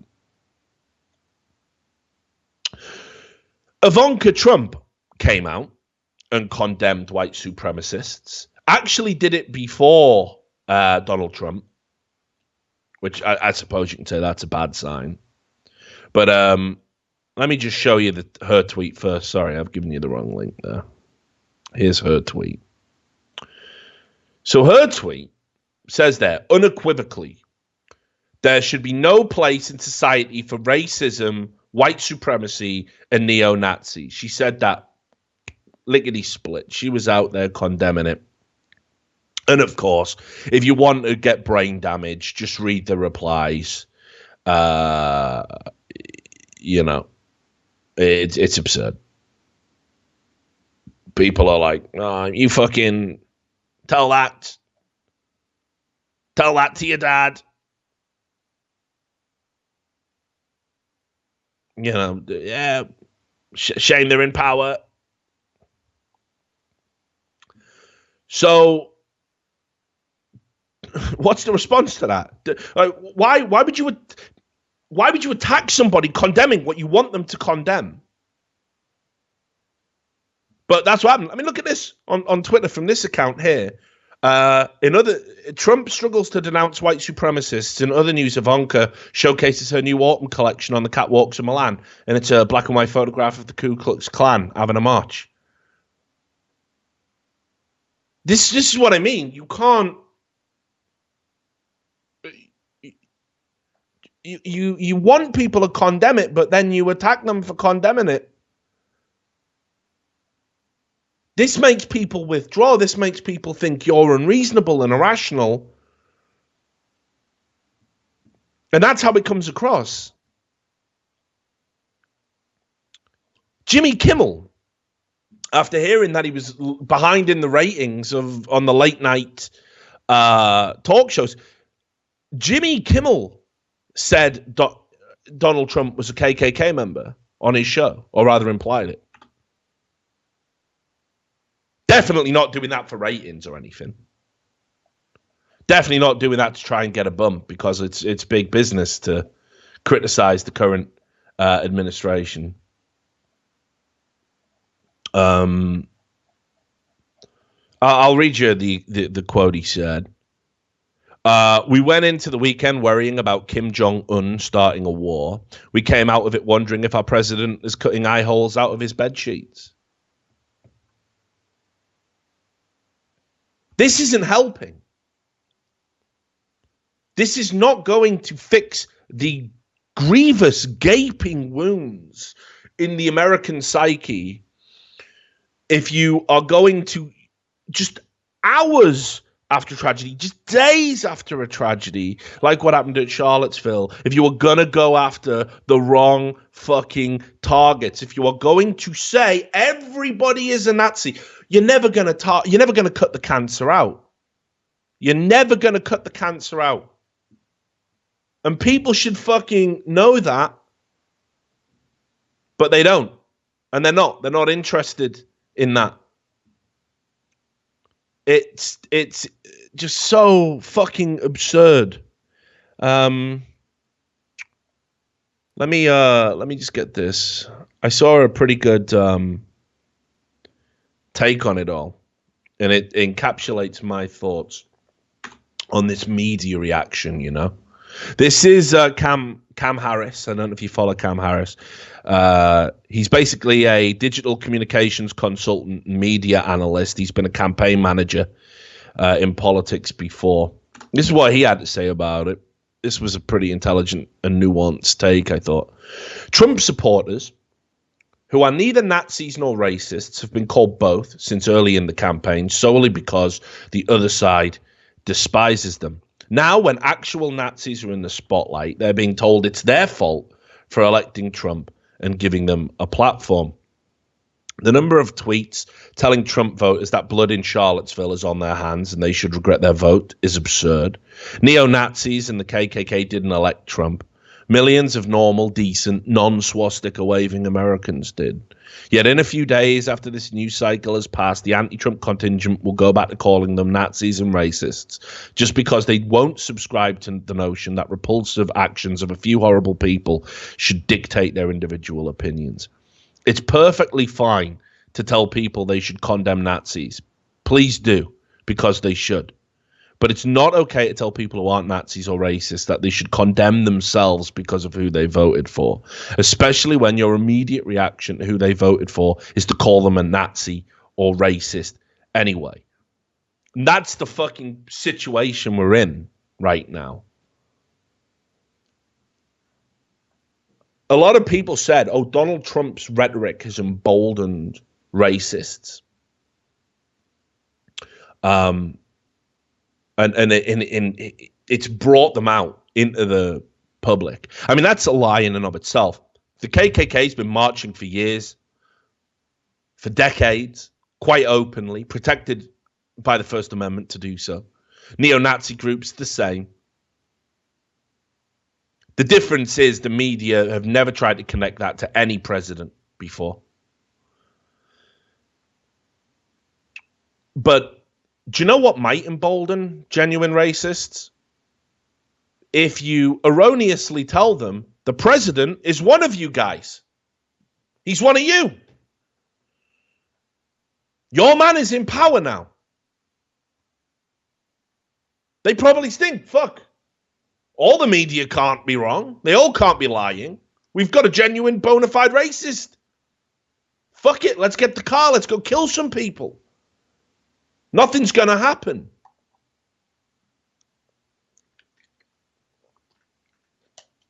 That's a theory.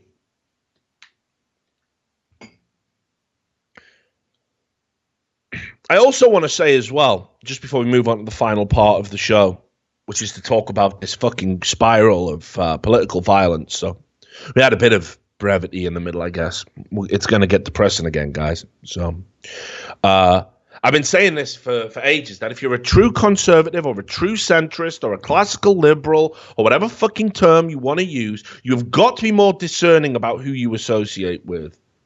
You don't have to say these people should be deplatformed. You don't have to say that they should have their right of freedom of speech taken away. But you absolutely should not be associating with them because they fucking ruin your cause, and guilt by association is unfortunately a very real thing. Now, I'll talk about Baked Alaska. I did say we were going to do a bit about him. Baked Alaska. Baked Alaska, for those who don't know, is, I don't know, he's an ex-BuzzFeed writer who I'm convinced made up some fucking story about how he got told he couldn't say Justin Bieber was a spirit animal because a spirit animal is offensive to Native American people as a term. I don't believe that ever happened. I think he used an extreme example to basically, in a fictitious one, to condemn the political correctness in the BuzzFeed hierarchy. And since then, he got on the Trump train. And I'll tell you, this is a guy who genuinely is a white supremacist. He believes white people are better than everyone else. He has no issue with that. He went to Charlottesville and marched with those Nazis. Now, he got what he says is hydrochloric acid sprayed in his eyes. I don't believe that either. He is basically the right-wing equivalent of an SJW. And this is what I mean when I keep talking about the horseshoe theory. It's never been more apparent that the horseshoe theory is real, that the extreme left and the extreme right are closer to each other than any political center. Because he's like, wow, look at me. I might go blind. I don't want him to be blinded. That's just as appalling. The violence is appalling. Attacking anybody for their political views is disgusting. But at the end of the fucking days, woe is me. Like, constantly playing the victim. Yeah, every time I see him on a live stream, he's getting, kicked out of Ubers with a black woman driver going, you know what you said. And him going, I was asleep in the back. I don't believe you. You advocate for the white race being better than anything else.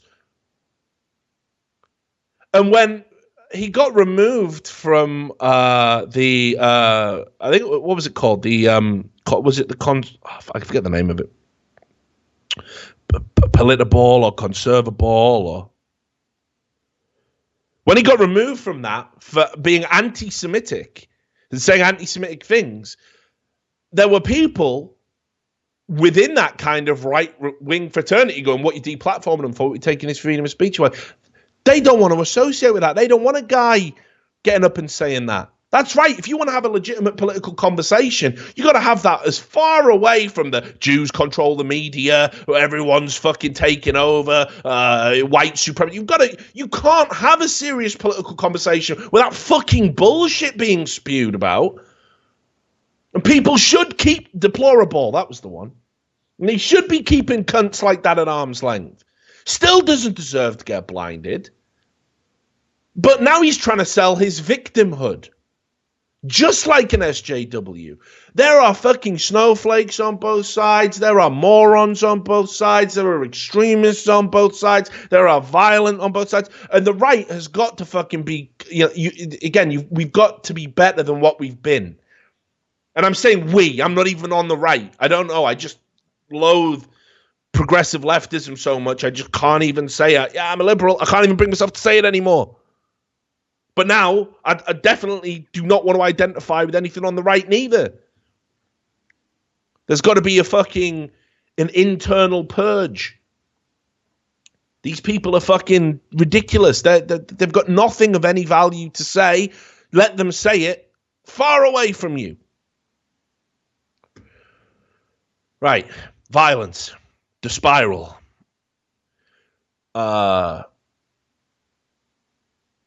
When we went into Charlottesville, when we went into that, we all know it. We cover it on this show quite regularly. Some people say disproportionately so, but there is a very real. Look, there's been violence going on at these rallies. And this is why I've been saying we've got to fucking de-escalate and take it down and stop dehumanizing the other side. Because for months, for over a year, Trump supporters have been getting attacked and pepper sprayed. Antifa protesters have been vandalizing property, burning down universities and all sorts of crazy shit to stop people speaking on the basis that these people are Nazis. The rhetoric about we should just kill all the white people and that would fix all of the problems. We have got to fucking dial it down, guys. This isn't life or death. These are political differences that we can talk about round the fucking table. Sensibly. You don't need to be out in the streets beating each other, burning each other, pepper spraying each other. Donald Trump's going to do his 4 years. He's got 4 years. That's it. You're not in some fucking dystopian hell. This isn't the rise of the fucking whatever Reich we're up to. It's just a candidate that you don't agree with has been elected.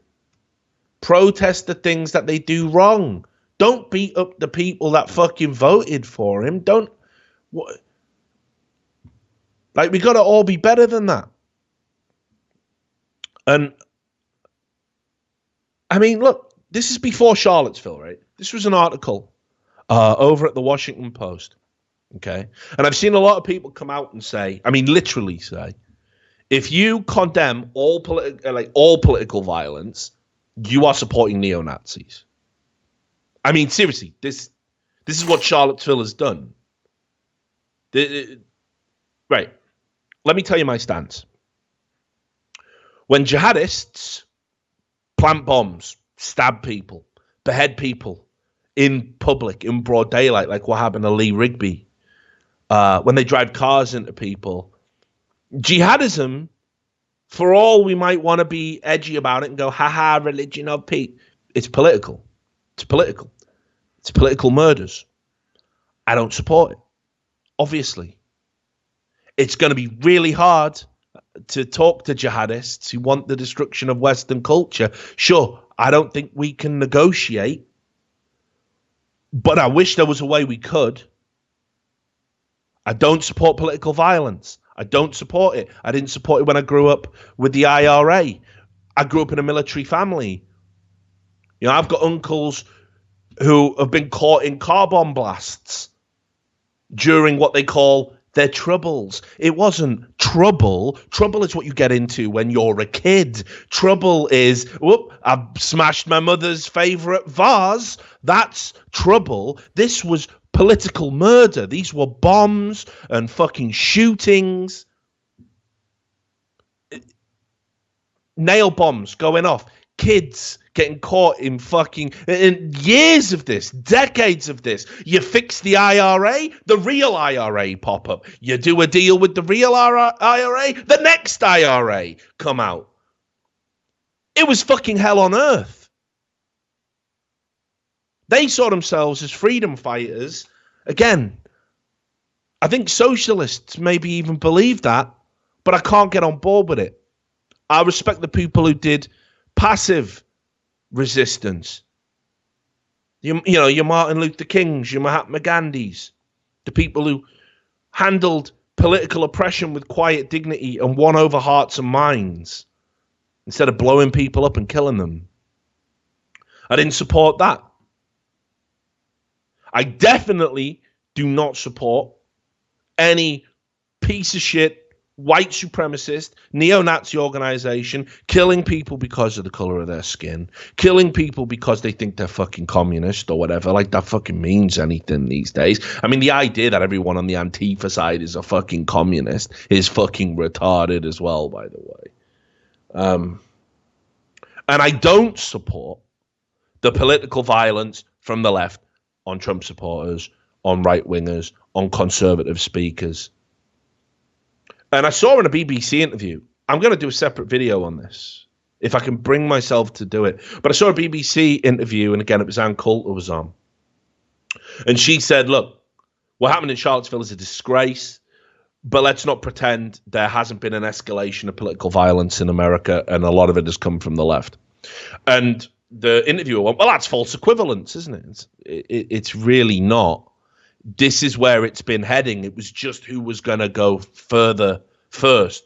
Trust the fucking Nazi scumbags to be the ones. So I have condemned all political violence consistently. Peaceful protest is enshrined in the First Amendment, and thank God for that. But people are going, nah, it's okay. Like, where do we think Punch a Nazi was going? Where did we think that was going to go? Because you can't just punch people to shut them up. When you say punch a Nazi, what you really mean is violence is okay to shut those people down. Now, even if the left didn't call everyone a Nazi, right? Even if that wasn't happening, which it is, but even if it wasn't, The logical conclusion of punch a Nazi philosophy is kill a Nazi.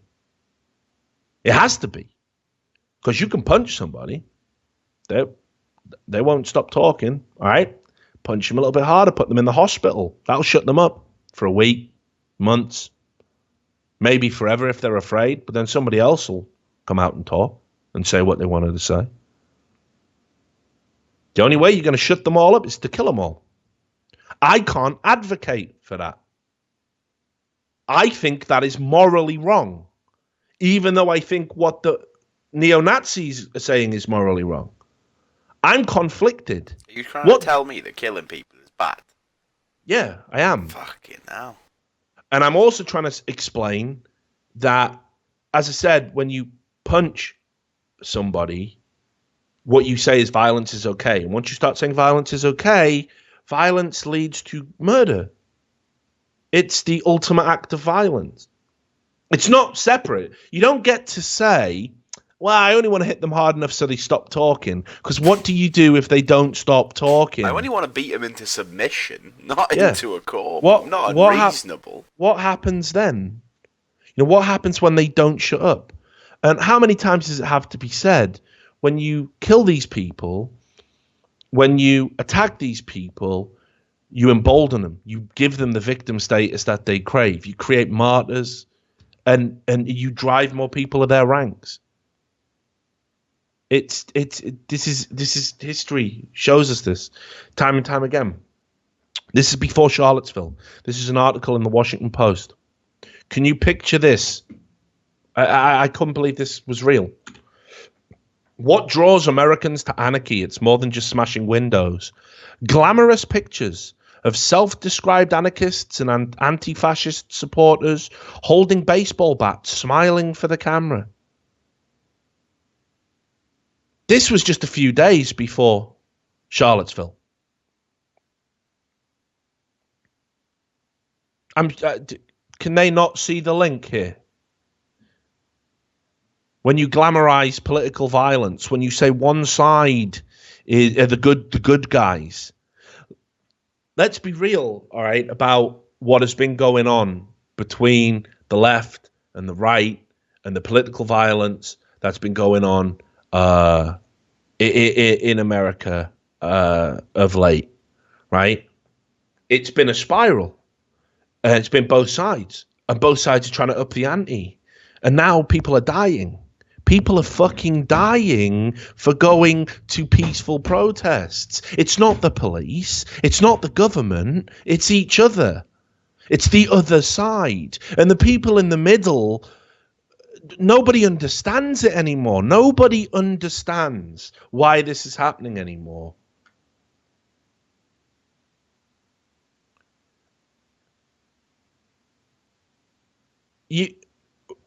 I don't understand why people don't get that when you attack one side violently, that they'll probably attack back.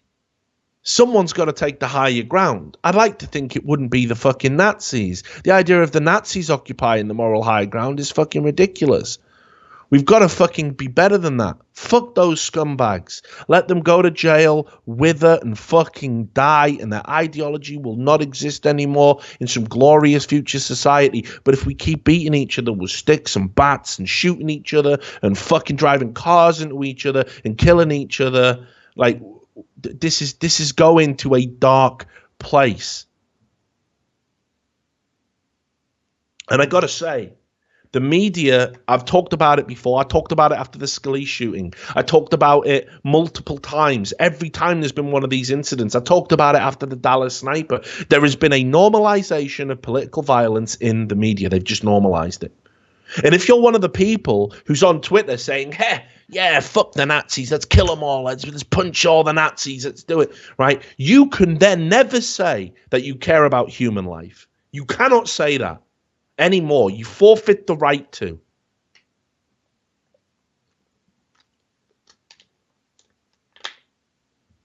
The only people who get to say that are people who've been opposed to all political violence from the beginning. The people who've been stood here saying This is bad. It has got to stop. This is going to go to a dark place. If we toned it down, I'm going to say it. I don't think Heather Heyer dies. I don't. I think we were on a fucking course, and we could have stopped this. We could have all stopped this any fucking time we want. People don't want to. People want to be out there fighting the good fight. And that's what I mean. People have got the appetite for the fight. This isn't about life or death. You're making it about life or death. Now, I've seen something that really fucking scares me. And like I say, I'm not going to list all of the Antifa violence. I think that's gauche. I'm going to maybe do that in a separate video. I don't think it's got anything to it's not really appropriate here. But I try to engage with some people outside of the echo. I do step out of my echo chamber. I try to do it as often as possible. I was talking to a young chap today who describes himself as a political activist. He used to work for Twitter. He's very much part of the resistance. His pinned tweet says that he's going to be the loudest he's ever been for the next 4 years. And, I was quite derogatory. I suppose I didn't need to be as antagonistic as I was. I was like, it's cute that you're playing at being a political activist. I don't consider screeching hysterically about Donald Trump to be political activism. It means something very different to me. But whatever. He sent me this comic to sort of justify why violence against Nazis is okay. And you can see here, it's a stickman comic. And look, can you believe this neo-Nazi scum? I really want to punch him. And somebody says, no, we have to protect free speech. But by flying the Nazi flag, his speech is effectively calling for ethnic cleansing and the death or oppression of millions. And the person next to him goes, And then he replies with, you're suggesting the symbols he displays are tantamount to incitement, something the US Supreme Court has said is not protected speech. And he goes, exactly. They literally represent a call to action. Now, this is just a reframing of what the left has been trying to say for ages, that words are violence. There is no court in the land that would interpret flying a flag as incitement to violence. Incitement to violence is very specific. You must call for violence. I'll give you an example. You might hear neo-Nazis, like a Nazi might say something like, it'd be way better if all of whichever group they hate the most that day was dead. It would be better if they just didn't exist. Unfortunately, as disgusting as a thought as that is, he's got the First Amendment right to say it. He can say it while waving his Nazi flag all he wants. Right? That's the fact. I saw people on the news again saying hate speech isn't free speech. By every court in the land, according to even the ACLU, people have resigned over this recently and all the Milo bullshit.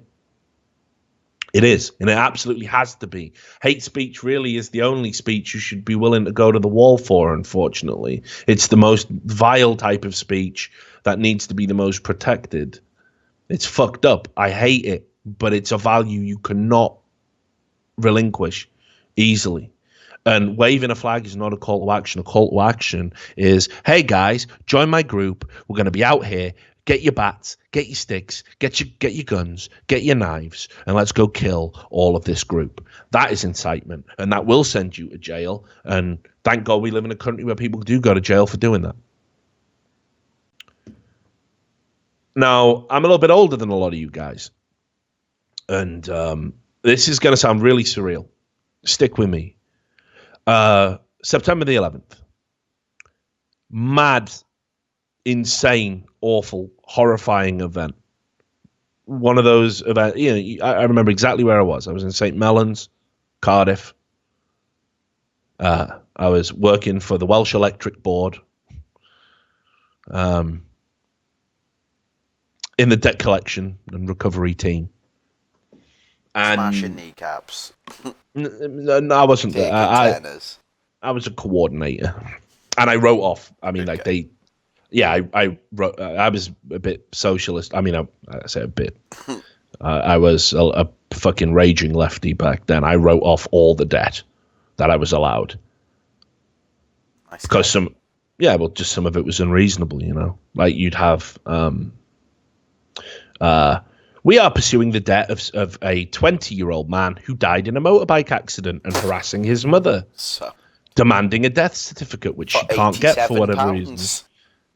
I think it was like closer to 400. Not really the point. Still not worth chasing a dead person for, is it? Unless it's like 10 mil. Why even bother? I was like, I'm going to use my powers to write this off. Little old ladies who've fallen behind, because somebody couldn't get access to their meter for 3 years. We've been underestimating them for 3 years. Boom, you get hit with a big bill. They can never pay it. They're elderly. They're on a fucking British state pension. Yep, your debt's getting written off. Richard, you seem to be writing a lot of debt off. And I just dizzle my way through it, right? Like, a likable guy. Well, you got to stop, Richard. You got limits on how much you can write off a month. You're already over. You better tone it down. Yeah, fuck off, mate. Anyway, I was in that office when it happened, and everyone went fucking mental. I mean, you can imagine, right? People thought we're in fucking Cardiff, and people thought the world was ending, the sky was falling. It was truly horrifying. I remember I wrote something about it because a bunch of people in Cardiff went and attacked the local mosque. They definitely had something to do with it, didn't they? Yeah, exactly. You know what I mean? Like, yeah, you're in Cardiff, mate. You listen to people. What if there's car bombs in the street? Why would they attack Cardiff? What are you talking about? Right? But everybody lost their fucking minds. Even there. And, it's a horrifying world event. Like, you can't believe that it happened. Still to this day, it's mad to me. It's so insane. And people were afraid. And people thought it was the worst thing that's ever happened. And we've got to do something. But what do you do? And one of the reasons I hate Bush, and I mean, I really hate Bush, and I hated the Bush administration. And one of the reasons why I'll be like, it doesn't matter how bad Donald Trump gets, it's going to have to go some beat what George Bush did. He eroded all your civil liberties, predicated on that fear. Patriot Act, everything, whatever it was. And Americans, at a time when they were vulnerable, got exploited by a guy who just knew how to exploit that vulnerability, or rather a cabinet, a group of people that knew how to exploit that vulnerability. And people sold away all of their rights, not all of them, that's hyperbole, but you know what I mean, lots of them. Patriot Act was disgusting. Still is. It's the birth of all of the NSA shit. Happens there. That we become a nation where we're all spied upon. And I don't want to. We're making that same mistake right now. We are making that same mistake right here, right now in America, because Charlottesville is horrifying. I hope I've conveyed the tone correctly.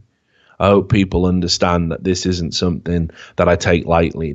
I've really had to wrestle with even sitting here and talking about it. But as vile as those scumbags at the start of the show, I showed you the kind of awful shit they're saying, the awful shit they believe. We cannot amend the First Amendment. We cannot get rid of that. We cannot take away freedom of speech, because once you do that, you can't get that back. It's gone, and it's gone forever. And the people who believe in that authoritarian approach to why we must remove free speech to stop these evil people, it will be used like a cudgel against you somewhere down the road. It will. That's what happens. Every time you give a government power, that government goes, it fades away, and a new government comes in. You can't trust the next set of people to respect the spirit in which that law was passed.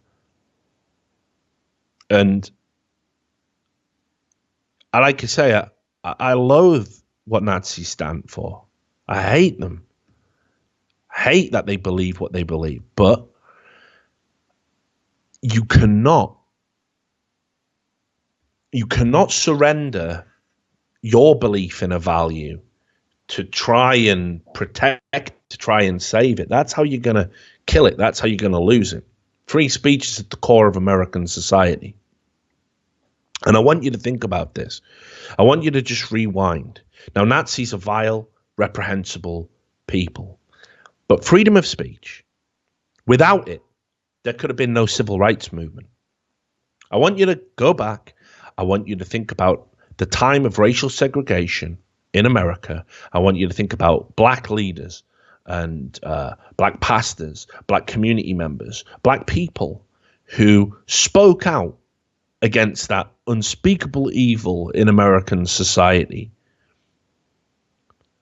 And I want you to think about the environments they did it in, surrounded by police, white, institutional power that wanted very much for it to remain the way that it did.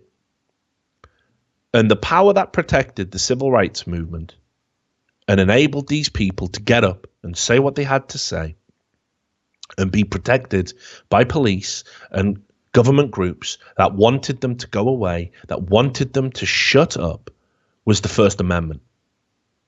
That's how powerful it is. And without it, the civil rights movement can't exist in that vacuum where speech can be suppressed, beaten out of people. When you speak out of turn against the government, you get took away. So yes, the First Amendment, we might be using it to protect Nazis now. Protect. No one wants to protect Nazis. But the next time there is a huge injustice within society, if we surrender the First Amendment, it's not there to protect that group. It's not.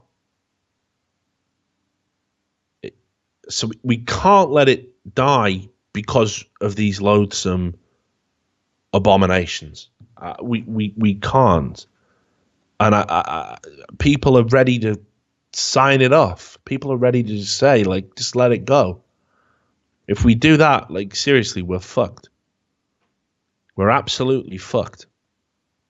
You will not get something as powerful as the First Amendment back.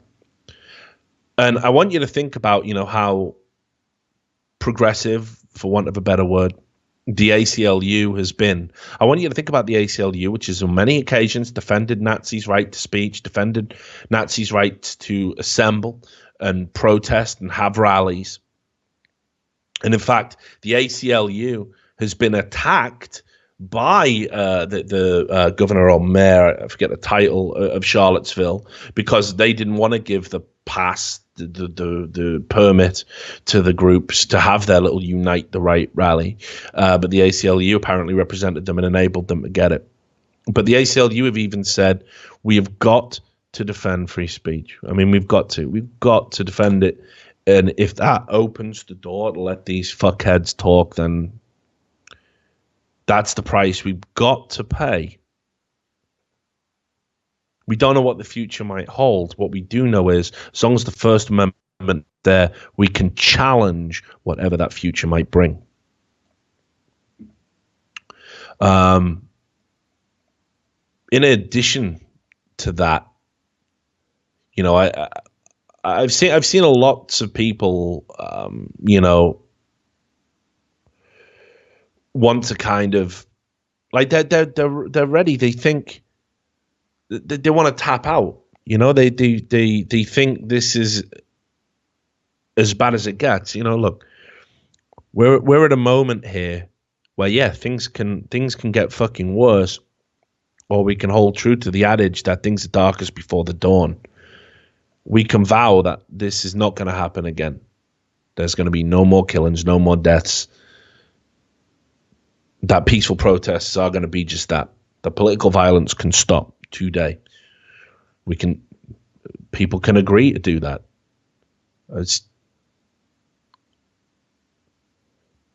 If we stop respecting freedom of speech, if we start believing that words are violence, then we're doomed. I mean, we are utterly doomed. And I'm telling you, if you think the government wouldn't love to remove the First Amendment, you are crazy. The Trump administration would get rid of that in a fucking heartbeat. Any American government would. Do you know how easy it would be to oppress people if the First Amendment wasn't there? You're going to give it to them.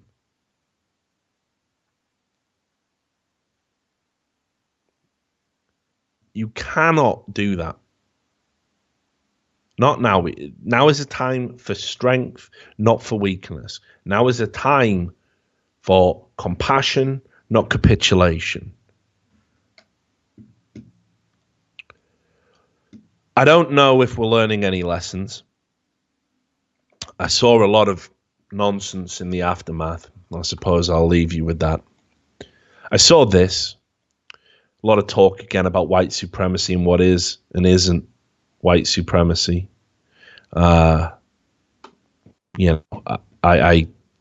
don't really know how you can even put this out seriously. You can see here, overt white supremacy. This is this white supremacy pyramid. The problem is, it seems every human being alive is on it. And you can see, overt white supremacy, socially unacceptable, lynchings. That's more than socially unacceptable. Thankfully, that doesn't happen anymore. But you go down, saying make America great again, white supremacy. That's one stop below lynching. That's one stop below using racial slurs and being a neo-Nazi. Yeah.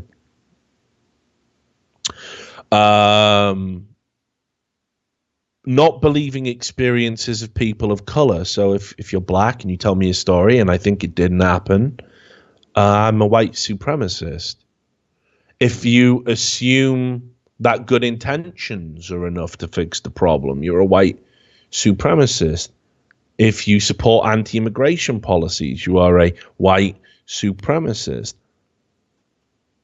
If you deny white privilege exists, you are a white supremacist. If you celebrate Columbus Day, you are a white supremacist. If you say that you are an ally to people of color, bad news, you're a white supremacist. If you deny racism is the same problem now as it was when it actually was a problem, you're a white supremacist. If you say that our society is post-racial, you're a white supremacist. If you say you're colorblind, you're a white supremacist. If you don't challenge a racist joke, you're a white supremacist. And on it goes. There's dozens there. That isn't what white supremacy is. You've seen the ugly, snarling, horrifying face of white supremacy, and yet you still want to conflate people you disagree with that. I even saw somebody who is obviously incredibly intelligent kind of justify the violence. A guy called Oman Reagan, who talks about like astronomy and all of this sort of thing, is an anthropologist by trade, I believe, but also has done some work in the field of space and NASA and that sort of thing. Look at this. Just because some people came and said, well, look, we've had violence on both sides for now. And again, that term is so fucked up because the Nazis are on their own side. They're not on the side of the right. So we haven't had violence on both sides. We've had violence on all sides. Okay? But Oman Reagan said, is there a future for a nation where people have so few critical thinking skills they've been duped into thinking the anti-fascists are the fascists? Now let's just do a thought exercise. There are two groups. They're both wearing masks. They're both carrying sticks and shields. And they're both beating people that they disagree with. Who are the good guys in this equation? Oh, it must be the ones who say they're anti the bad thing, right? Well, no, that makes no sense. That means a benign term like National Socialism would absolve you of any sins you committed in its name. You have got to judge the actions, not the labels. When fascism is rising, you get two choices. You can be a fascist or an anti-fascist.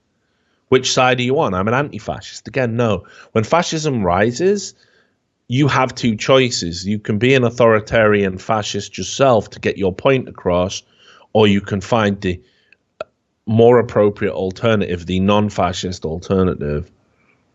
Anti-fascists can be socialists, communists, anarchists, Democrats, Greens, and Republicans. Anti-fascists, however, can never be fascist. Anti-fascists can be pacifists, Luddites, soldiers, monks, hackers, bakers, scientists. Anti-fascists can't be fascists.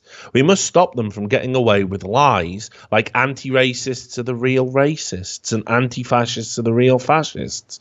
Those are the lies that disintegration of all meaning is built on, and fascism wants to disintegrate meaning to rewrite morality nationally. Lies like those are how fascists rewrite the definition of truth, freedom, justice, and even humanity. It's how they decide who gets to live. We're watching it happen. It's been happening, but it's increasing. Whole groups are being unpeopled. And he doesn't seem to realize, again, that the two sides of this, you're either on the side of political violence, it's okay to get my point across, and it doesn't really matter what your belief system is within that, you're wrong, or actually we have got to use words and deeds and ideas over violence and oppression. And you can say it all you want, that anti-fascists can never be fascist. If you behave in a fascist and oppressive way, if you want to stamp out one group because it's ideologically different to you, racially different to you, whatever it might be, you're a fascist. But like I say, I don't think we're ready for the lessons yet. I kind of feel that it's getting worse. And I think Charlottesville is kind of ground zero to that. I saw, I don't even know if this is the thing to kind of end the show on, but I saw a video, right? Do you know Jay Versace? Yeah. He's like a Vine guy. Yeah, he used to be a Viner, moved over to the YouTube. I think he's got 600,000 Twitter followers, 400,000.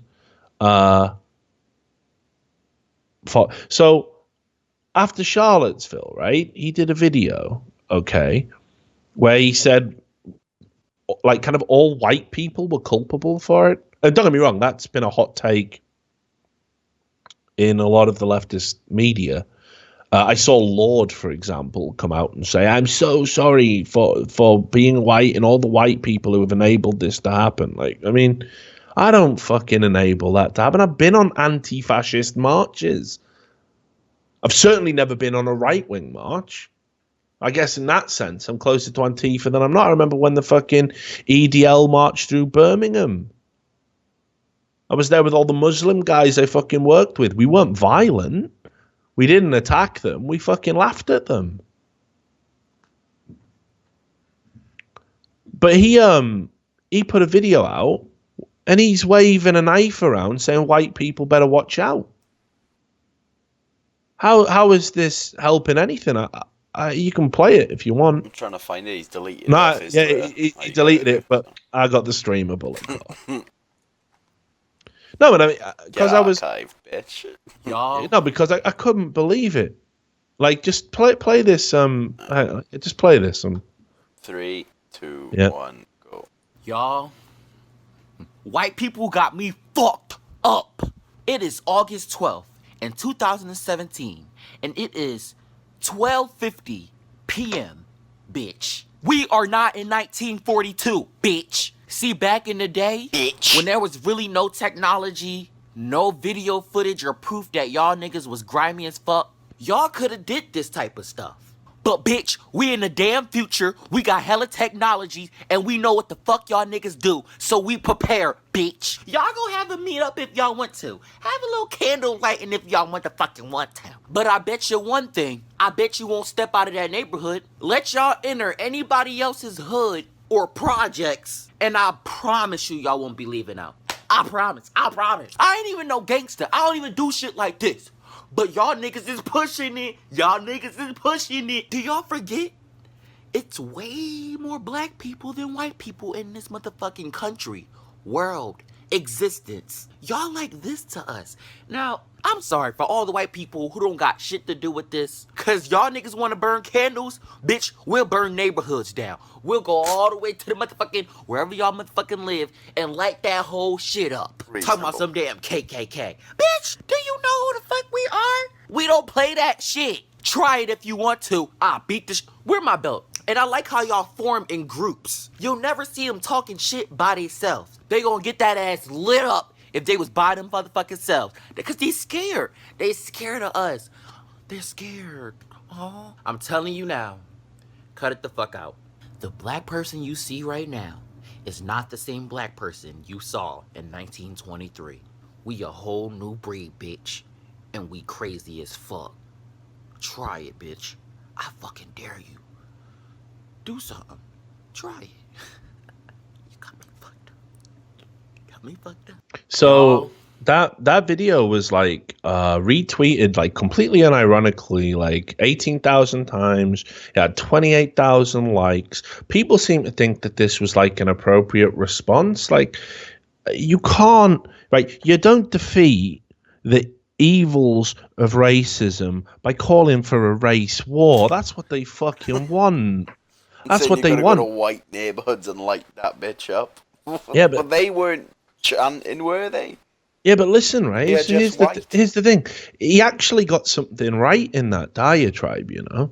Yeah, that's what I was going to say, about them being scared and they never talk shit alone. Yeah, completely true. But don't kill every other white person. Their hateful ideology is fucking embedded in fear. So you can, as we showed earlier in the show, you can turn people around if you show them decency. As hard as that is, it takes a monumental effort. It's easy to fucking spit in their face and punch them. But they're scared fucking idiots. That's, you know, that.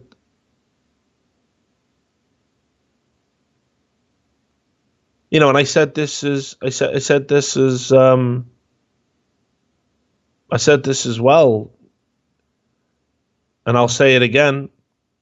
You know, fuck, I've said this about the left. It's not like I sit here and say, nah, regressives are irredeemable, fucking idiots. Like, you can win these people over too if we just can have a fucking conversation. Like I say, not all of them, no. Some people are determined to be irredeemable, disgraces to humanity, and just let them have at it. Those people have made their own bed and they're going to lie in it. But what the fuck? Like, this is what they want. Don't we say this after terrorist attacks? And by the way, again, I can't even believe there was any debate about this. What happened in Charlottesville? Absolutely a terrorist attack. I can't even believe there was a discussion about that. Oh, it's not terror. No, it absolutely is. Causing terror for political advances. The definition of terrorism. It was textbook terrorism. The hand wringing. And again, this is some of the right wingers. They were, I don't know. And actually, isn't he mentally ill? You never fucking accepted that over the Scalise shooting. This is domestic terror. This is inarguably domestic fucking terrorism. But what do we say after a terrorist attack? We say, this is what the terrorists want. They want to divide us. They want to break us down into smaller groups, divide and conquer. They want to create fear. They want us to change our lives, our values. But what we are going to do to defeat terrorists is we're going to carry on as normal. And normal is, in America, here is the norm, as mad as it might sound, because the media don't want you to know this. The normal is communities of people of different nations, different backgrounds, different classes, all coming together. There's still communities here. I live in a fucking community. I know my neighbors. this is how you defeat it. You don't say, let's all pack up and have a fucking race war. Like, come on. So, yeah, I don't know, dude. Like, I just kind of feel like we've really got to fucking pull together and stop this. Like, this is beatable. Racism is beatable. Vigilante action, definitely not the way we need to go right now. And I don't know if you saw that Huffington Post journalist on that account. Yeah, sure, a racist or whatever the fuck it was called, where he doxed. And here's the thing, right? Nobody who attended that rally is being doxed. If you think that, again, you are a moron. They publicly attended a white supremacist rally. They didn't wear masks. They didn't hide their identity. They went. So, okay, let's just summarize it. They went to a public place where they knew there would be media scrutiny. Did you see that fucking guy? You couldn't even make this up. It's like something out of The Onion. The photo of the guy who fucking held up the torch and is like screaming? Yeah. I think you linked it to me at the start of this. Yeah, I think it was in that. I don't know if it was in that collection actually, but there's this guy. Right, this guy here. Right, he did an interview and he said, I did not expect the photo to be shared as much as it was. I understand the photo has a very negative connotation, but I hope that people sharing the photo are willing to listen to that I'm not the angry racist they see in the photo. Said the angry racist. Right, you're at a rally for neo-Nazis. Newsflash, neo-Nazis are racist. You yourself are a white nationalist. And you look angry in the photo and you're waving a torch around. Nah, that's not me, though. You don't know my story. How do you get to hide behind it? So, listen, newsflash, none of these people got doxxed. They went to a public rally in support of something vile and disgusting. They didn't disguise themselves. They didn't mask themselves. They took no precautions to be hidden. They knew there would be media scrutiny. You don't get to cry about it now when your employer finds out. I'm sorry. That's just reality. Yeah, that's the other side of free speech. You have the right to say what you want. You also have the right to face the consequences of what people knowing your opinion is. That's just how it goes. This is so mad to me that there's people out there going, doxing them's wrong, though, isn't it? This isn't doxing. This is just basic journalistic inquiry.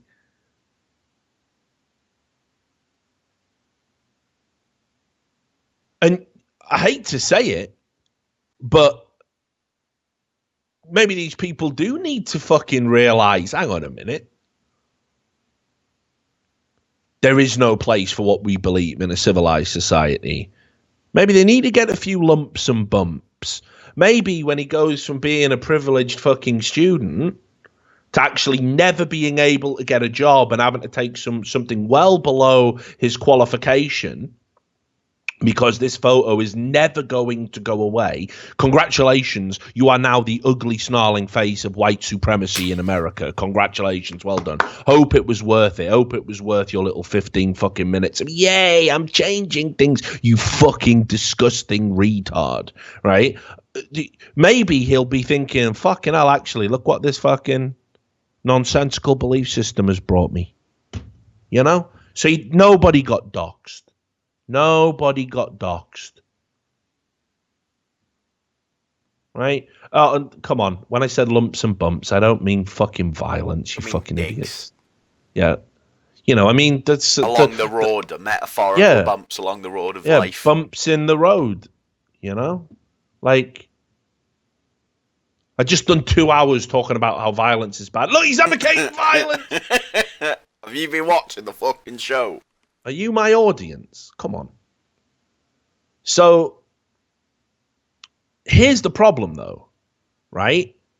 You can't just take up vigilante action either. It's got to be the authorities that do this. It's got to be journalists with editorial capacity, and it's got to be done through legal channels. I'm seeing celebrities say, hey, can you identify anyone in this photo? Fuck me. What? No. This is horrifying. And I'm going to show you an example why. Some fucking guy just got completely wrongly identified. Like, it just wasn't even him. I saw that. You see, sorry, an off note as well. Yeah. You see the London jogger thing, where the guy running pushed across the woman bridge, under the pushed bus. her Yeah. And then they put out this guy's name, his picture, where he works, right, saying he did it. Turns out 100% didn't do it. Was in America at the time. What the fuck? Like, imagine how hard he got wrecked. People are using fucking social media as kind of like a shortcut to justice. That's unbelievably fucking dangerous. I mean, that is beyond fucking dangerous. But you can see here, headline in the New York Times, amateur sleuths aim to identify Charlottesville marchers, but sometimes misfire. It's a very nice way of putting ruin an innocent man's life. Misfire.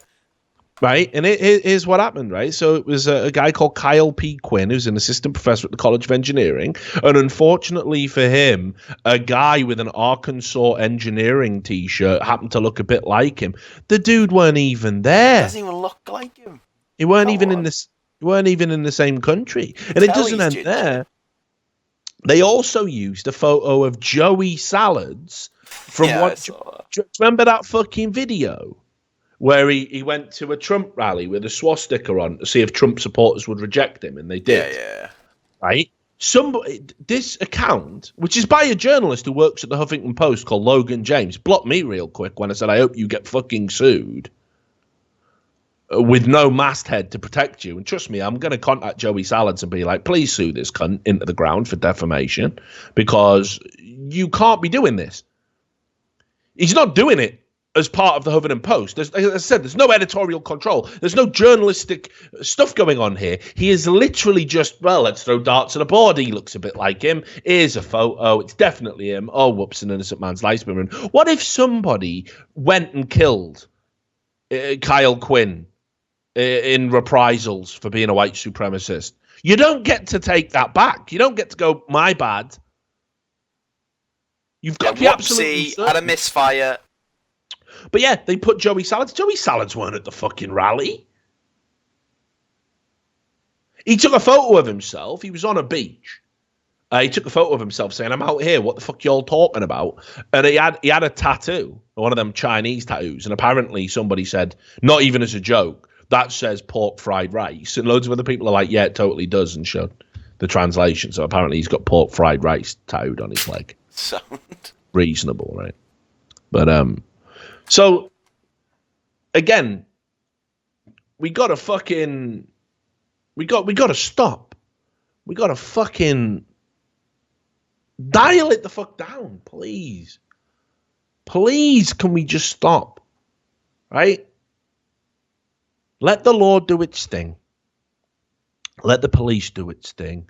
And next time there's a protest, why don't we just all vow to keep it peaceful? Where are the statements coming out from, conservatives and right wingers saying we absolutely will be having a peaceful protest? Why haven't Antifa come out and said, you know what, violence has got to stop? It's all got to stop. We can have our dissenting opinions. We can argue with each other without killing each other and attacking each other and blinding each other. And if we don't pledge to stop that, this is the beginning of something very horrible and dark. Really. It really is. So that's it. That's the show. That's, like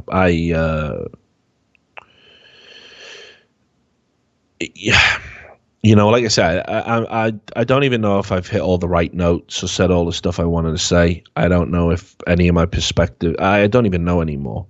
And I know that I'm going to be attacked for advocating for free speech, for even the vilest groups in society. I'm sorry. I'm not a free speech absolutist, Stephen, because I don't believe in defamatory speech And when people have been defamatory about me, I'll lawyer up. I'll tell them to stop. I'll get retractions issued. So I'm not a free speech absolutist in that sense, but I do understand the importance of protecting speech that is considered unpalatable, because I know my history about how marginalized groups have fought for power and equality and justice in systems of oppression. I'm sure people are going to take this out of context.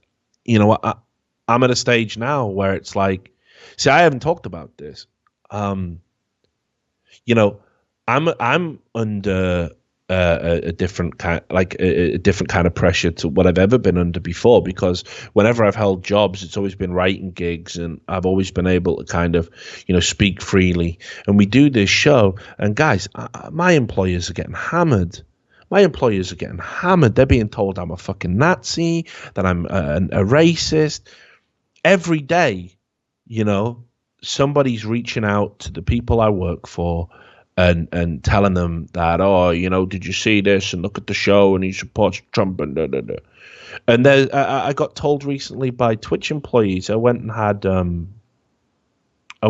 a beer with some old Twitch friends, and you know, there's people within that company now, a company I've always advocated for, and I think I know all the people from the top to the bottom, even some of the newest hires, because they've always been dedicated and committed to esports, which is principally where I met my business. And you know, they were saying to me, yeah, loads of people think that you're some sort of fucking card carrying right winger. You know, when I was at Breitbart, it wasn't even at the height of the fucking election cycle. I got a job after I left the Daily Dot for 2 years, an incredibly liberal and progressive publication. I worked at Breitbart for 7 months, and I did it predicated on the fact that I was good friends with Milo and Alan Bakari and people like this. I wrote in the tech section. And even though that's all true and everybody knows it, what's happening is there's this revisionist approach being applied, and now it's like, oh, he must be a white nationalist, because only white nationalists would take their money. And it wasn't like that when I worked there. It's never been like that. I can't say now. I suspect it isn't. It never was. But every day, talking about this stuff, I'm getting lumped in with the people I absolutely find abhorrent, and it's harder and harder to keep talking about this because people want to take away my livelihood. You know, they want to take the show away. It's madness. It's madness, and it's stressful. And I want to keep it fucking real, and I want to talk about the stuff I want to talk about. But yeah, it's just, I don't know. There's no light at the end of this tunnel. Like I said, we're going to dark places, and I don't think it's got well. We're a long way off a happy ending, you know. So yeah, so I don't know. So if the mood's off this show, like I don't want to turn on the stream. I've been off work all this week, and I spent most of it just, I know, like I don't even want to stream. I literally don't. I don't want to engage with anybody, because it feels like every time I do, you know, I get compared to these people who I've got nothing in common with, and it's getting tougher to kind of ride that out. It's difficult when, you know, you see your name committed to Google searches as being a white nationalist and all this bullshit. It's difficult every time you try and openly talk about how upsetting that is to you. People, you made your bed, you lied, you got a lie in it, you aligned yourself with it. I've never done that. I saw Tim Pool did a video. I saw Tim Pool do a video. Tim Pool got called a white supremacist after Charlottesville. Tim fucking Pool. He's one of the most reasonable, moderate guys. I don't know, man. I just, yeah. It is what it is, I suppose. Anyway, so yeah, that's the show. And I'm so fucking sad about what's happening in America right now. I'm sad for Heather Heyer's family. I'm sad for the minority people that got beaten with sticks and bats just for showing their face. And I